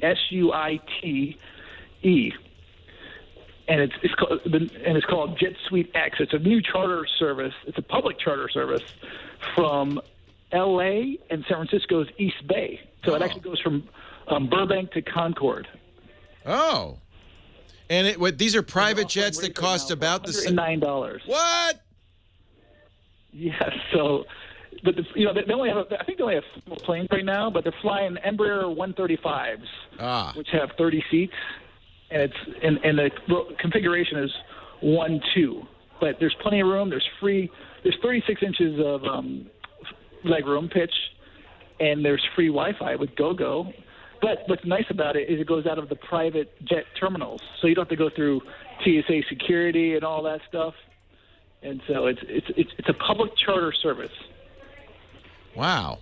And so this is somebody else's private plane that you're getting to fly in, or is that right? No, these guys, they actually bought these planes to operate them as a charter service. Wow. But they're going out of FBOs, which are these, the private parts of the airport, and they're going out of little airports. So Concord, I mean, most people have never even heard of Concord. I know it's near you. It's East Bay. Yeah, I know where. Yeah, I know where it is. It's a, you know what? It's a wealthy area, and a lot of people probably in Walnut Creek in that area would say, "Oh, I just hop over, get on a plane, be in Burbank, and I'm looking at it like $200. It's nothing." Yeah, well, exactly, and actually on weekends they're flying to Vegas, from San Francisco to Vegas. And then on June 30th, they're going to start flying between San Jose and Bozeman, Montana, which is so random, but I guess all those... they go where the Richies go, yeah. Out there. Yeah, wherever the Richies go. Exactly. Well, that's cool. Jet Suite. It's kind of like Uber for jets. and you can earn miles, by the way, on JetBlue. So they partnered with JetBlue on this. Nice. What else you got? That's pretty cool. Yeah, I'm very conscious of this $5 a minute thing. We're gonna keep moving. What else? I got a website called Route Perfect. ROUTE Perfect. Okay. And it's a cool new trip planner. And everyone's always asking me, what route should I take? Where should I go? How many nights should I spend in certain places? So, for example, let's say you're going from London to Porto, Portugal, where I was today. It would show you, it doesn't show you the flights, but it'll show you how much time you should spend in each city on the way, and what to do, and what transportation in terms of ground transportation or private car, if you have your own car.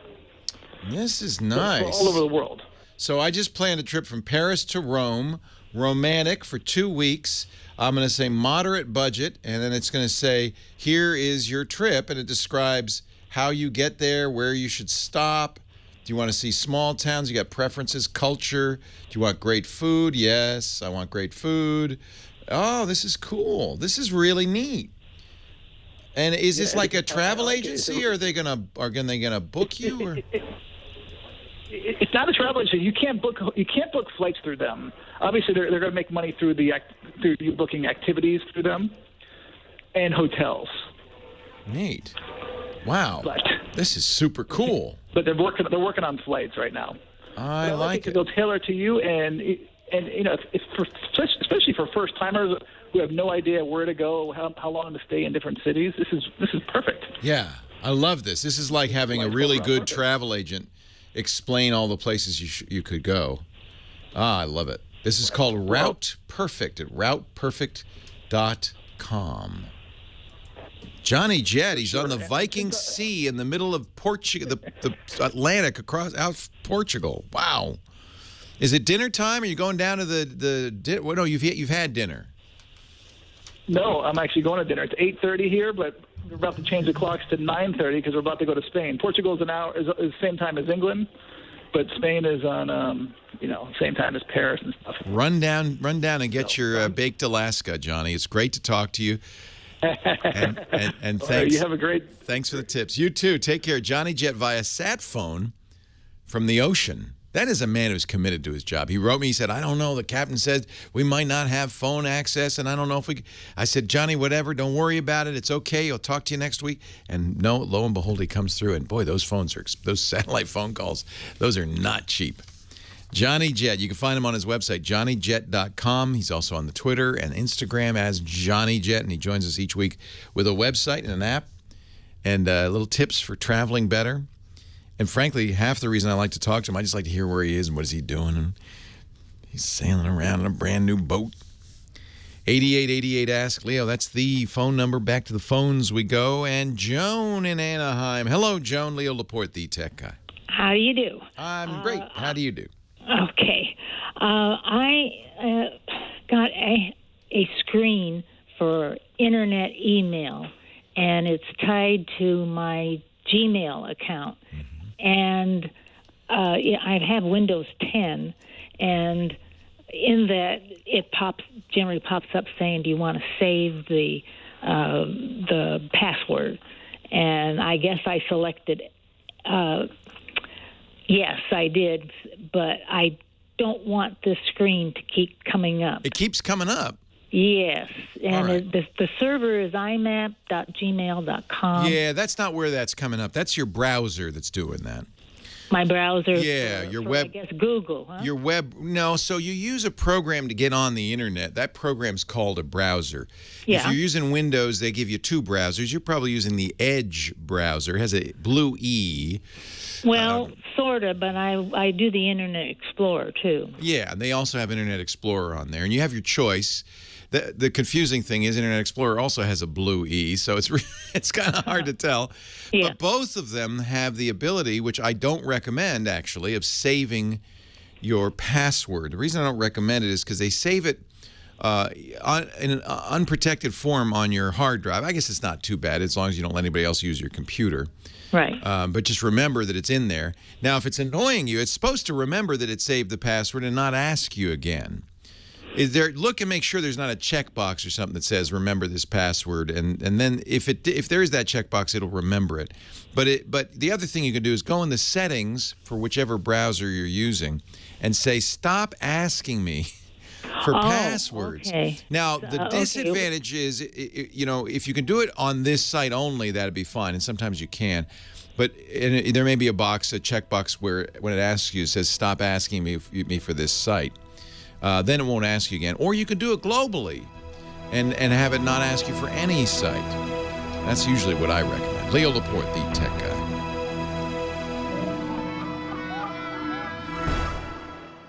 Leo Laporte, the tech guy. 8888 Ask Leo. Yeah, browsers, and that's a convenience. All browsers will save your web passwords for you. And that's a good solution. I shouldn't dismiss it because it works as long as you understand that anybody who has physical access to your computer will then have your passwords.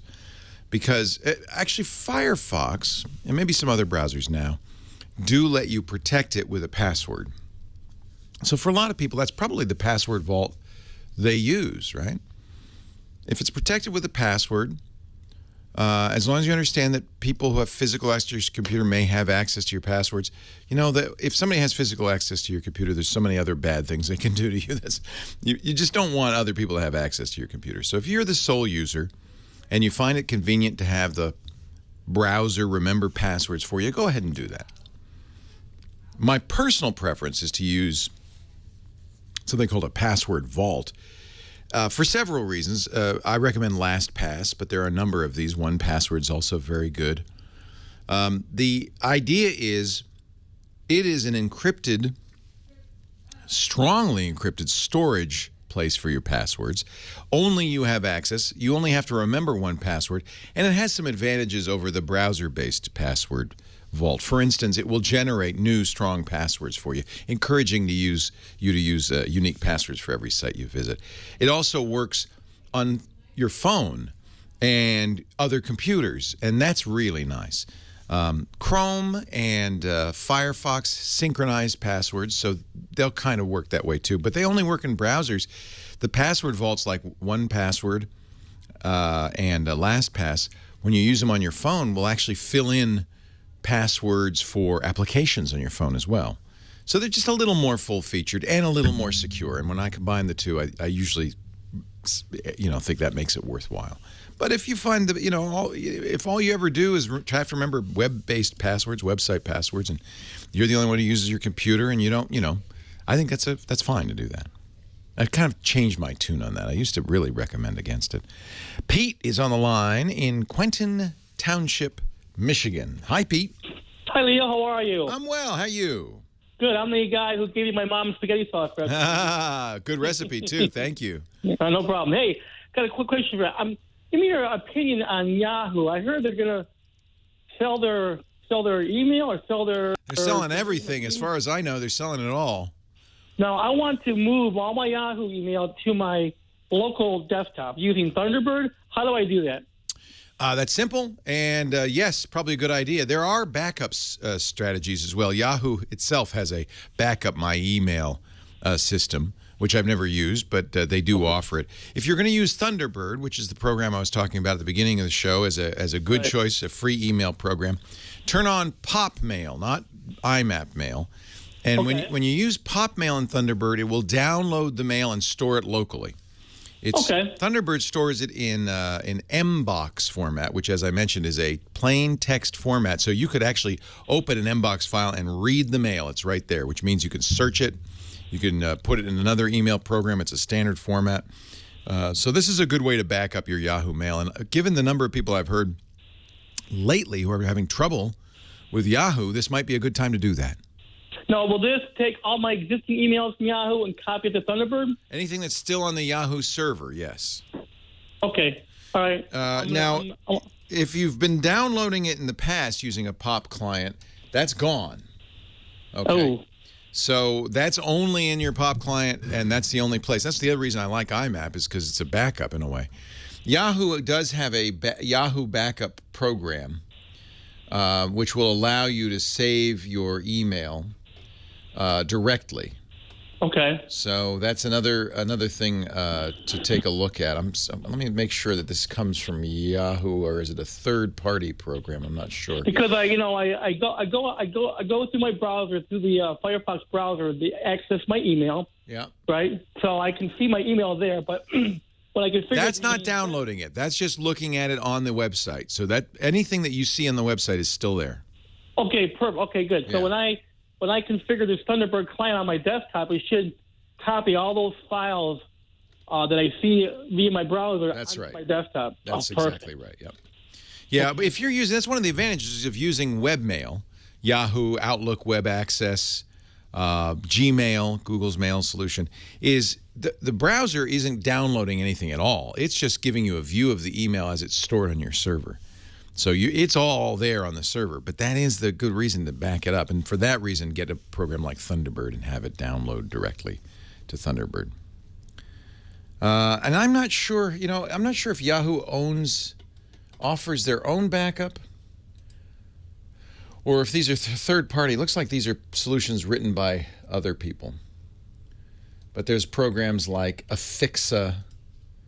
Well, that's gone. Never mind. Sorry, I mentioned that. Yeah, I would just use Thunderbird. That's a good way to do it. And then it's a mail reader as well as a downloader. So you can look at your mail, you can respond to it, you can index it, you can search it. Bonnie in West Los Angeles, Leo Laporte, the tech guy. Hi. Hi. My main question is about LastPass. All right. All of a sudden, the format on the page changed. Yes, they changed their user interface. Yeah, why? Good question. I mean, of course, programs do this all the time. And, it's just considered, making it up to date. But I think you make an interesting point because a password vault is something extra special. It's not just another word processor. It's something you really have to trust. So LastPass was sold. The guy who wrote it, Joe Segrist, was just kind of one of these guys, you know him, they're just like super committed computer security guy who just did it on his own. And eventually sold it to a larger company called LogMeIn. That happened about 6 months ago. Now, one of the reasons he did is because LogMeIn had more resources, and I think one of the things LogMeIn paid to do was to update the user interface to something a little more pretty and elegant. Pretty and elegant, but not usable. Well, yeah. I mean, if you're used to the other way, there's always a risk changing a user interface. You can go back to the old settings. I can? Yeah. How?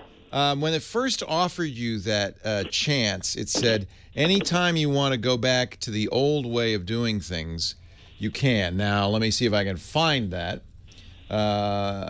Because I remember seeing it, but I actually am using the new interface and I don't mind. But let's see where they stuck the, is it under more options? Advanced. Yeah, it looks like maybe they used to have that and maybe they don't have it anymore. I don't even remember them giving me a choice. When they went to oh yeah, there it is. Under your account. On the upper right-hand corner, it says your name, your email address, what kind of user you are. If you click that, you see toggle LastPass 3. It'll put it back to the old LastPass way of doing things, which is very text-heavy. The new LastPass 4, you have icons for the accounts and all of that stuff. So if you like that plain old text version, it looks like you can. So go click on the upper right-hand corner where it has your login information. Right. And then the menu that comes down, one of the first choice there is toggle LastPass 3. That's the old user interface. So the first one that comes up for me is account settings. Oh, no! Are you a premium user or are you a free user? Premium. Yeah, so am I. I don't know why you don't have that. Huh. That's interesting. No, it isn't. Oh, wait a minute. It says they offer that in Chrome, but not Firefox. Are you using Firefox? I am. That's it. I don't know why they don't do it in Firefox. It's unusual in the first place for people to do that, but I understand what you're saying. You like the kind of plain Jane text-focused version. I really don't care about the icons. I want my sites. Right. And it also took away the organization of the sites. The folders aren't there anymore. Yeah, they have new folders and so forth. They've created. I don't like that new organization they added. You could, of course, reorganize, but that's kind of annoying. Yeah, when move them around. Yeah, when I heard that, yes, exactly. How horrible is that? I mean, if you're like me, you probably have thousands of sites in your LastPass. Yeah, I have a few there. Yeah. When I heard that they were acquired, it really worried me. And we actually interviewed Joe, and I said, Joe, he said, look, I'm not going to stay. We thought this would be a good thing for our users and for us because we'd have more resources. But if it turns out that LogMeIn in any way messes with this program, I will leave. And so I'm figuring if Joe's still there, I trust Joe, then I guess it's okay. But I know how you feel. Why do they change things? Leo Laporte, the tech guy.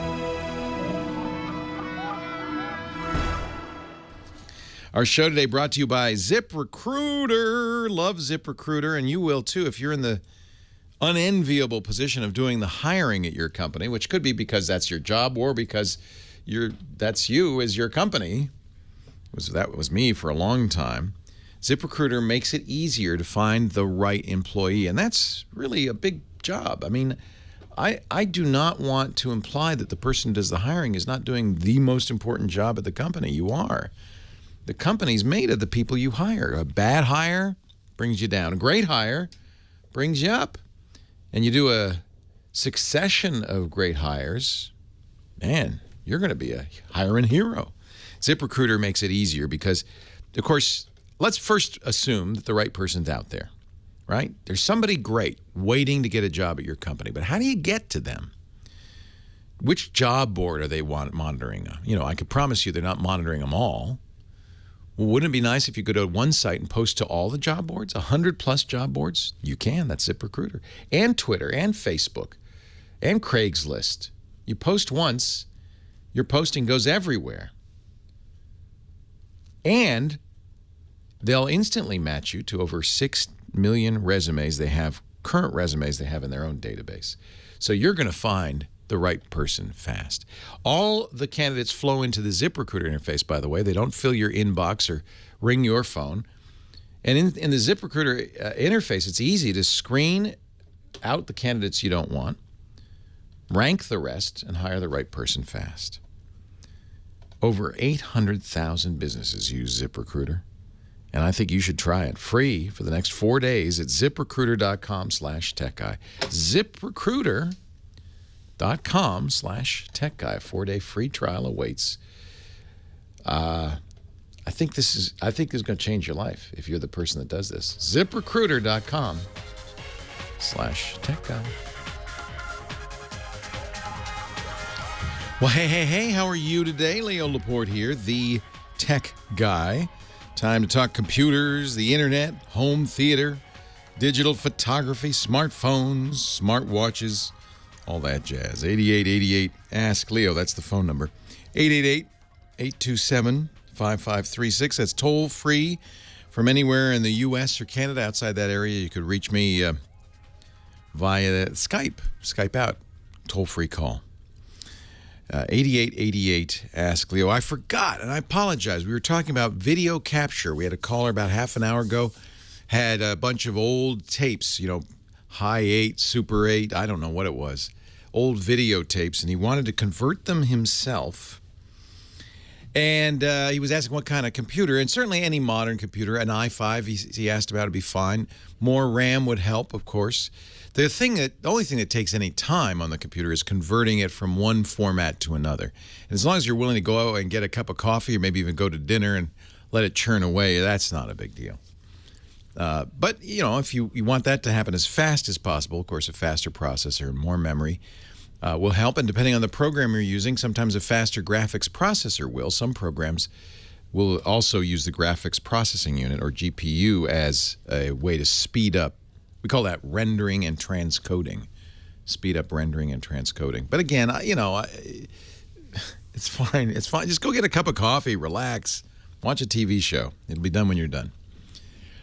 But the toughest thing to do is to get the bits in, especially if you have an analog recording and you're trying to get it into the computer. You have to have something that does ADVC, analog to digital video conversion. And there are a large number of these devices to choose from. We used to use a Grass Valley product called the ADVC, and they had a whole line of them starting with, I think, the 50, the 110, the 200. And you spend more money, you get more features. You don't really care about things like Genlock or, fancy video production stuff. So get the least expensive converter you can. They still make them, I think. Although this is getting to be a smaller and smaller category because, well, most of the tapes have been converted at this point. And if not, maybe they're not in such great shape. I don't know if they still make the ADVC. I see the ADVC G series on the Grass Valley website, so maybe they do. They range in price from a few $100 to thousands of dollars, depending on quality. The real issue nowadays, and one of the reasons they probably don't make a lot of these, is you don't have really but for a while, we didn't have a lot of choices on how you get that video in. The original ones used FireWire, and that was fast enough to connect, because you need a fast interface to the computer. You put your video into the ADVC, and then it churns on it, and it spits out digital data, and you got to get that into the computer. And FireWire was fast enough. USB, probably not. USB 2. USB 3 now, we're starting to get closer to enough speed. And, of course, the newest versions of USB 3.1 and Thunderbolt are fast enough.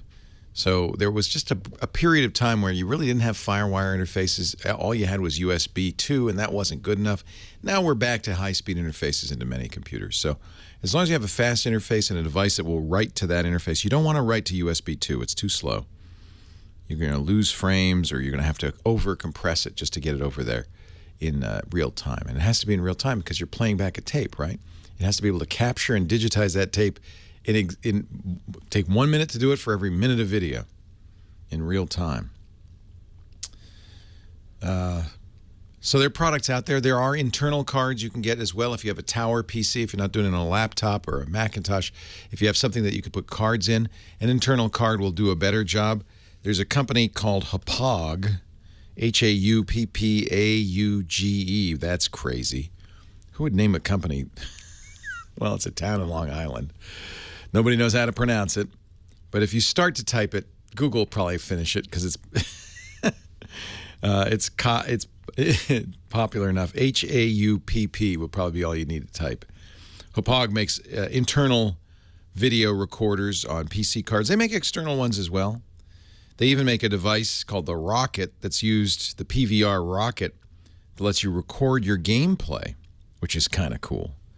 If you have an Xbox One or a PlayStation 4, you can use the Rocket as a PVR to record your gameplay.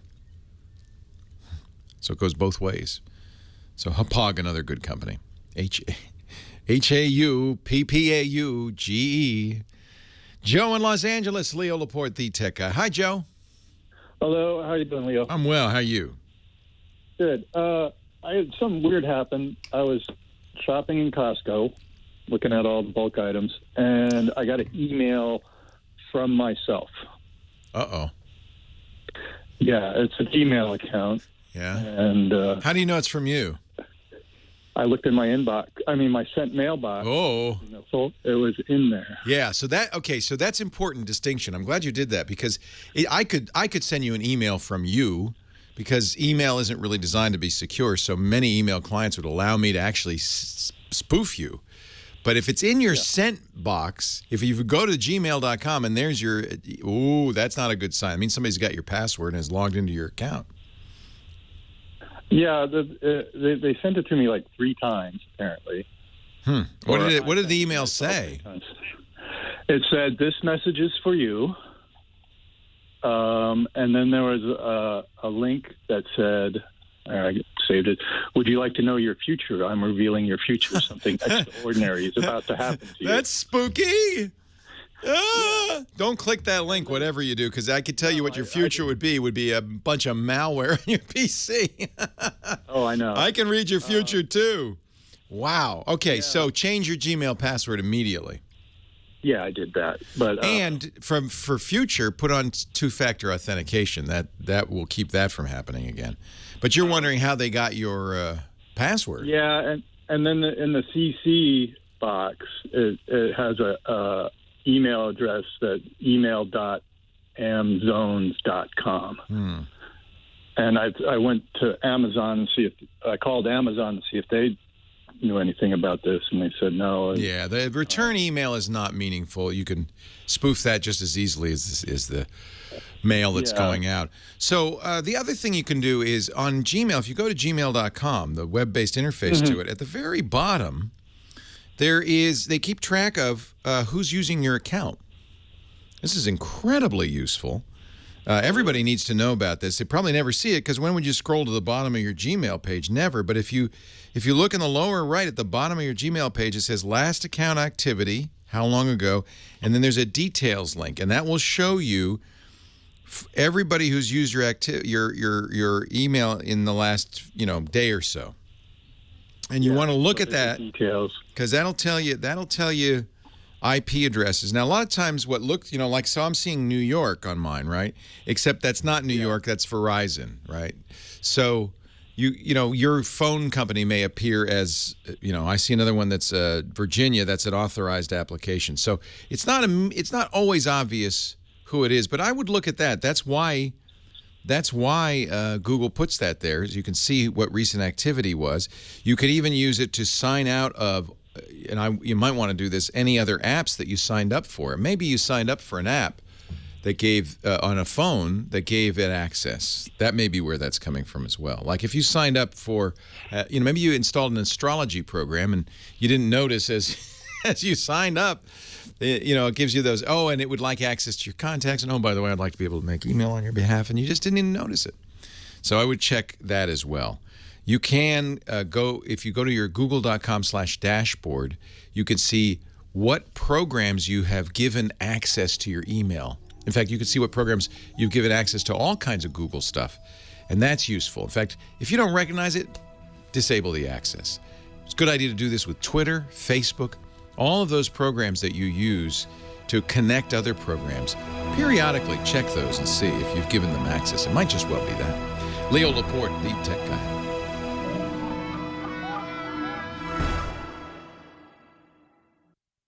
What is this, the fake men at work? Elevator version? I come from the land down under. Leo Laporte, the tech guy.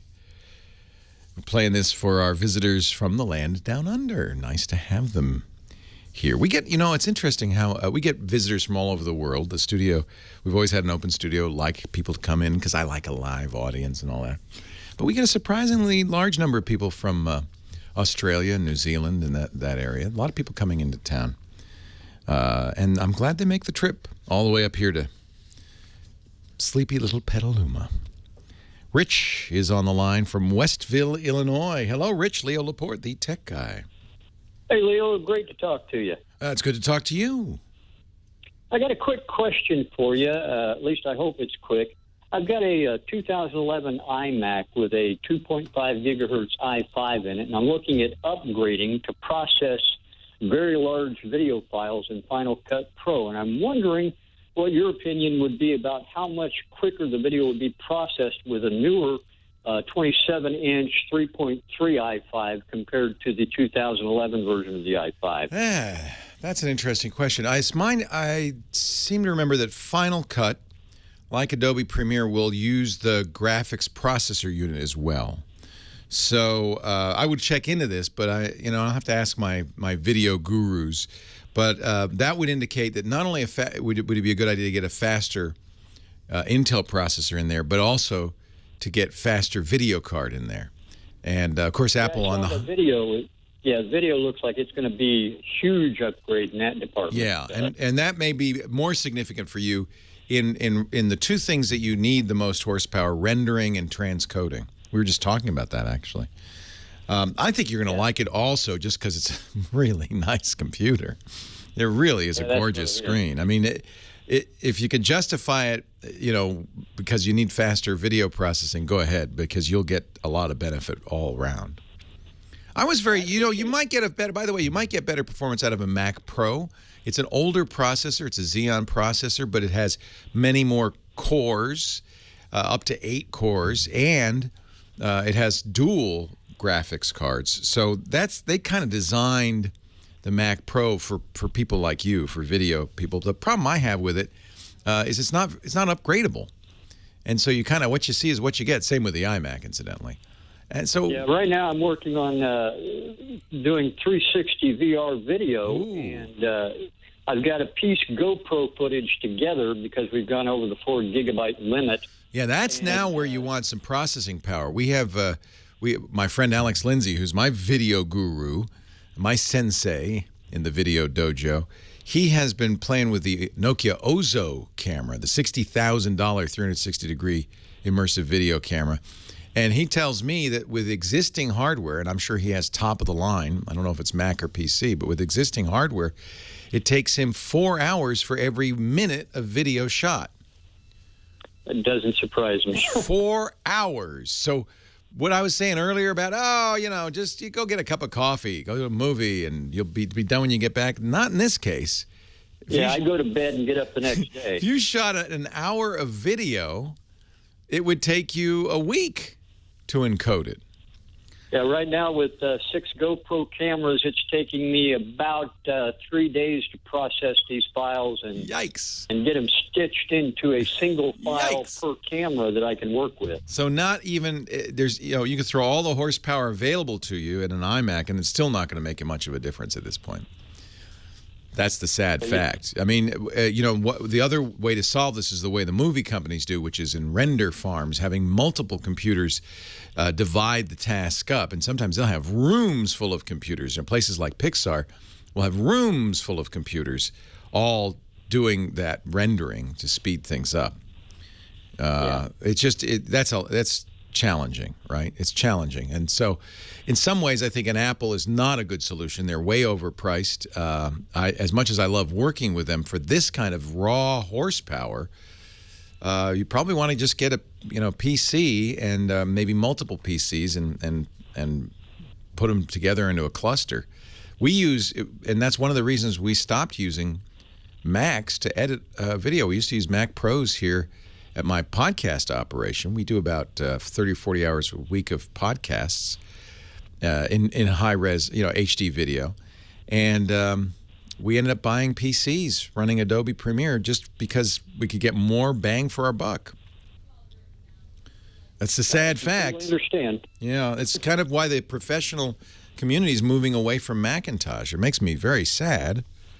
But in some ways, this was a business decision Apple made. It used to own this market, worked very hard to get it. Some say because Steve Jobs was so mad at Adobe, because Adobe threatened to leave the Mac platform many, many, many years ago, and it made Steve so angry he went out and bought Final Cut. That was somebody else who had made the program. He bought it, spent a lot of money getting Hollywood to adopt it, fixing it up for Hollywood, hoping to put Adobe out of business.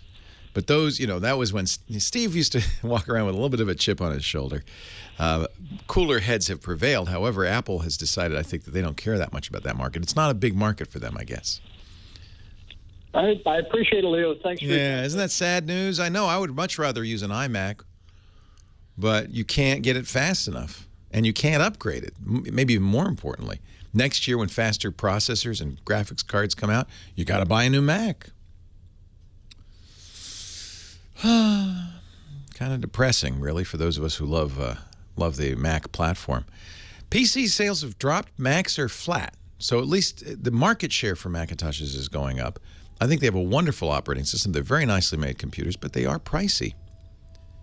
And they, in some cases, aren't upgradable.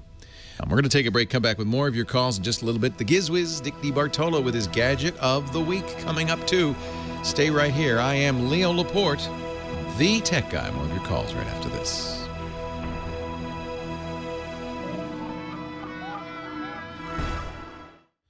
Deborah's on the line from Carlsbad, California. Hi, Deborah. Hi, how you doing? I'm great. How are you? Well, thanks for calling. Yeah, thank you. So I just wanted to remark about the URL for Simply Safe and just say that it's BI that they use to see the Google Analytics in order to understand our return on investment. They're smart.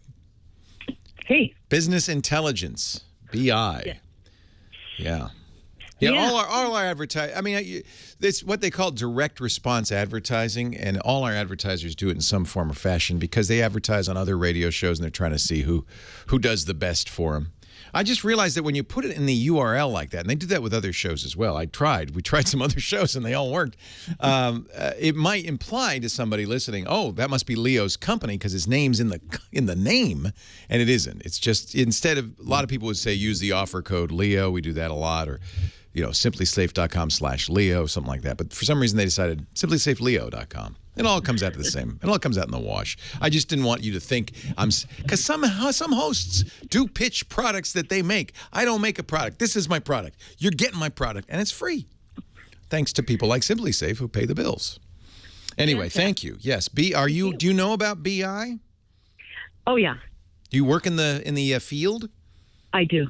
It's fascinating. Definitely. We live in an era of big data, and companies that don't pay attention to the data and what it means are missing the boat. Absolutely. It's just, it'd be like steering a boat with your eyes closed. Vision. Yeah. Looking only in the rearview mirror. But that's how most companies are run. They look in the rearview mirror and they decide which way to go based on that. Yeah, or they're throwing darts in the dark and guessing where to go next. Yeah. Yeah. I prefer just to set the throttle to full and go down below and have a nice dinner. That's how I steer my boat. What can I do for you, Deborah? Thank you so much. My question has to do with concurrent users of a shared Excel spreadsheet. The Office 365 touts that you can have concurrent users using the same spreadsheet. In fact, I saw a tutorial video on YouTube, but what I'm looking for is the max number of concurrent users. That's an interesting question. That's the online version of Excel. Right. Yeah, and I know there is a limit in, for instance, Google Sheets because I've run up against it. There's a Google spreadsheet somebody made on set-top boxes that I've referred people to, and it breaks every time because more than 150 people go to a Google spreadsheet at the same time, it will crash the spreadsheet. I believe that I would guess that the limit is similar to the limit on an Access database, which is 255 concurrent users. That number, if you're a geek, will resonate with you. That's the highest number an 8-bit digit can represent. So it's probably somewhat arbitrary. But remember, it uses resources. Every person who's on there, and if they're all on at the same time, it can really slow a server down. So it's reasonable that neither Excel nor Google Docs would allow you to have more than a certain number of people. I also believe that if you are using SharePoint or some other form of sharing that's, Microsoft sharing, that they will let you set that number. Yeah, we were trying to find out as a pre-sales question, and as you know, it seems as though Microsoft pre-sales has kind of gone away. Just figure it out when you buy it. You'll find out. I don't know off the top of my head. I know Excel. I'm sorry, not Excel. Access, the database product is limited to 255. Databases are much more often shared like this, though, right? Definitely, and it's kind of a unique situation. But yeah, how many people do you want to share a single spreadsheet? About 10 people, and it's definitely not anything I want. It's just a situation with somebody, a company that I work with, and they're just insistent upon this, and so it'd be great to find out the question, obviously ahead of buying 10 licenses or whatever. Yeah. So here we go. Our chat room to the rescue. They've given me a link to community.office.com. Now, this is when you're doing it on an Exchange server. Which are you going to use? Are you going to do that? Are you going to use an Exchange server, or are you going to do it through Office 365? I believe that the solution suggested in the video, and that's all I've seen. Well, they would want you to run your own server, of course. Yeah. So to manage, here it is. This is on community.office365.com. That's an official Microsoft site. To manage server health, we're going to manage server health. Office 365 implements a default throttling policy for tenants. So if you're not running it on your own Exchange server or a hosted Exchange server, maximum concurrent POP connections 20, IMAP 20, Exchange active SIG connections 4, mobile devices per account 100. This isn't specific to Excel, is it? But I would guess that these throttling limits are similar to the limits that you're going to see on Excel. So if you're using Office 365, it's how many did you say? 4? That's nothing. No, 10. 10. 10. Yeah, I suspect you'd get 10 on at the same time. You know what we should do? Create a spreadsheet. Here's what we'll do. Create a spreadsheet. I'll put it up on the website, and we'll see if we can break it. Hey, I like that solution. We did that. Like I said, we did it with Google Docs, and I believe it was 150 concurrent users. But I should also point out it got really slow before it started refusing connections. So well, I appreciate that solution, and that's not a bad idea, and I think I'll take you up on that. Just trying to break it. Yeah, well, hey, we're Microsoft's guinea pig anyways, right? I can't believe that they don't. Is it that you have are you a small client? I mean, I would think that you would have a dedicated sales rep who would answer stuff like that, Yeah, I agree. Jeez. Absolutely. I mean, how hard could that be? And one last thing I wanted to leave you with is my new favorite app. Yes. Is, if then. If then, if this, then that. Yeah, thank you. I'm so new to it. If it's ifttt.com. It's funny that you should mention that because Microsoft has just today released their own version of this if this then that called Flow. And it's for Microsoft Office users, for Microsoft for Business users. You have to sign up with a Office account, a business account. And they just literally launched it today. How about that? Isn't that funny? I don't know if they wanted it to get out to everybody, but it's flow.microsoft.com if you'd like to take a look at this. But I actually love if this then that, and I use it. I don't know if you knew this, but I have a bot. I have a Leo bot. I have one on Twitter, and I have one on the Telegram Messenger.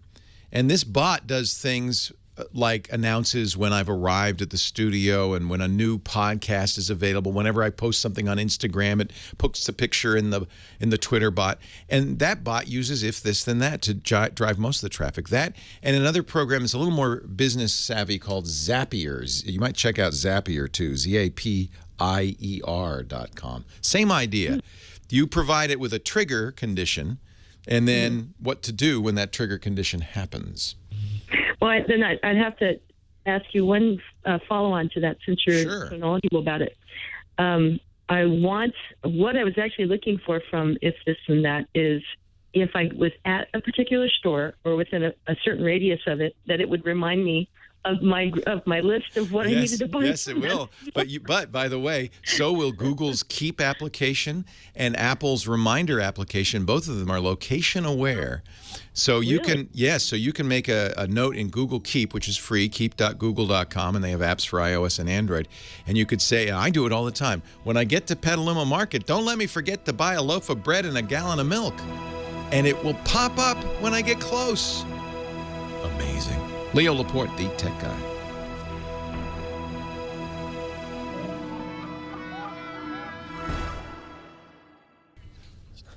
Leo Laporte, the tech guy.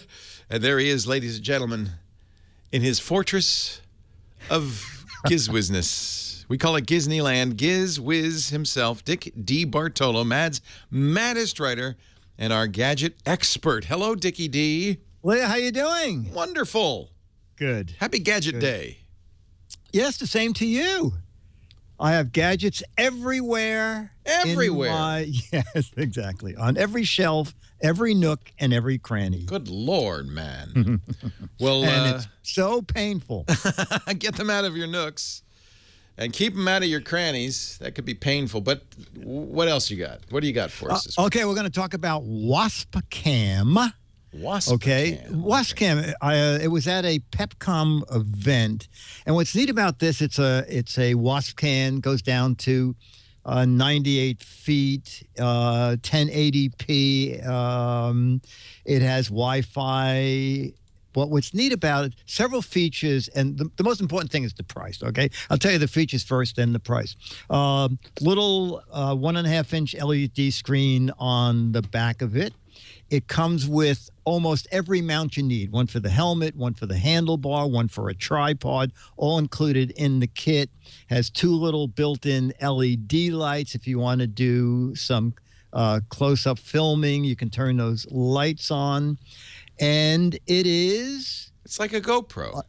Except it's $199. Oh, GoPro's like twice that, right? Yeah, exactly. And it also comes with a little wrist remote control to start and stop video and to take snapshots. So if you have it on your helmet, you can just click away without. You can also use your smartphone as a viewfinder, but if you don't want to do that while you're riding on your motorcycle. So which one are you talking about? The Gideon, the Tact? No, it's called the Tact. Yes, the Tact is the newest. TACT.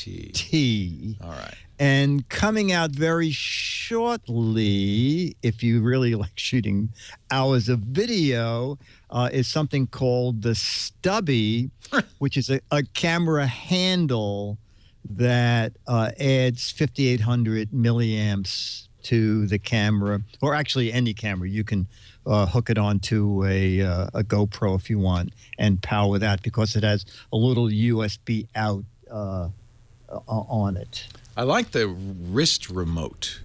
The wrist remote is very clever. That's included. I like the fact that there's a little built-in viewing screen, 12 megapixel camera. Yeah, the GoPro, you don't know what you're getting until you take it home. And so you don't need the case it comes in is waterproof down to 98 feet. Ooh. And if you're going down further than that, you probably should bring an iron lung because that's. I was just going to say. Yeah, your ears are just going to pop.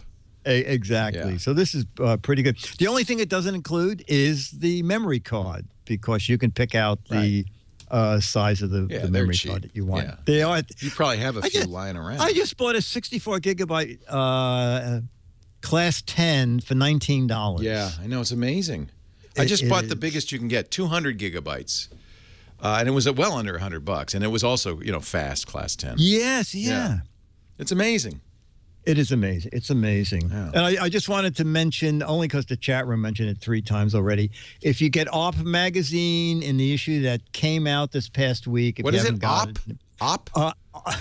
ARP magazine. ARP. Oh, double ARP for retired people. for retired people, exactly. Oh, yeah. I'm too young. I'm too young for that magazine. I know. I once saw an interview with the publisher, and he said, the last thing in the world we want to be known as is the magazine for old people. Well, sorry. Yeah, exactly. So what are they doing? Just see the little, off to the right there under Sally Field, you'll see a little... icon that shows the bunch of us. And basically, it's a look at the 7 people at Mad Magazine who have been contributing for more than 50 years. Wow. And I am one of those people. Are you? Really? Have you been there that long? Wow. Yeah. Wow. About 52 years. Yeah. Wow. Since I was 7. Since you were 7, oh my gosh! But that's how I know you. I grew up with you and your humor, and Mad Magazine was it for me. It was I lived for Mad Magazine. Oh, great! The original Mad Men. There you are, swinging on a rope. Yes, it was very funny because guy called me up and said, a photographer will be contacting you soon. And I said, if he wants me to show up in a jacket and a tie, I'm going to be very depressed. So the photographer called and I said, is this going to be a jacket and tie thing? And he said, no. Can you swing from a rope? And can you ride a tricycle wearing clown shoes? Oh, my goodness. And I said, I'll be right down. Wow. This is great. That's so funny. The original Mad Men, maintaining an adolescent sense of humor for more than 50 years. How long have I been hanging around Mad? Asks Dick. Oh, about since 12:30. Since 12. Yeah. Yep. Been writing for 52 years and paid for 3 of them. Fortunately, they got Al Jaffe. He's 95 to ride the trike. Yes. He ended up with the tricycle. That's so funny. He, for some reason, didn't want to hang from a rope from the mezzanine.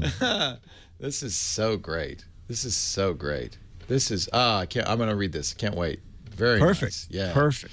Dickie D, always a pleasure. You can find Dick's stuff at gizwiz.biz.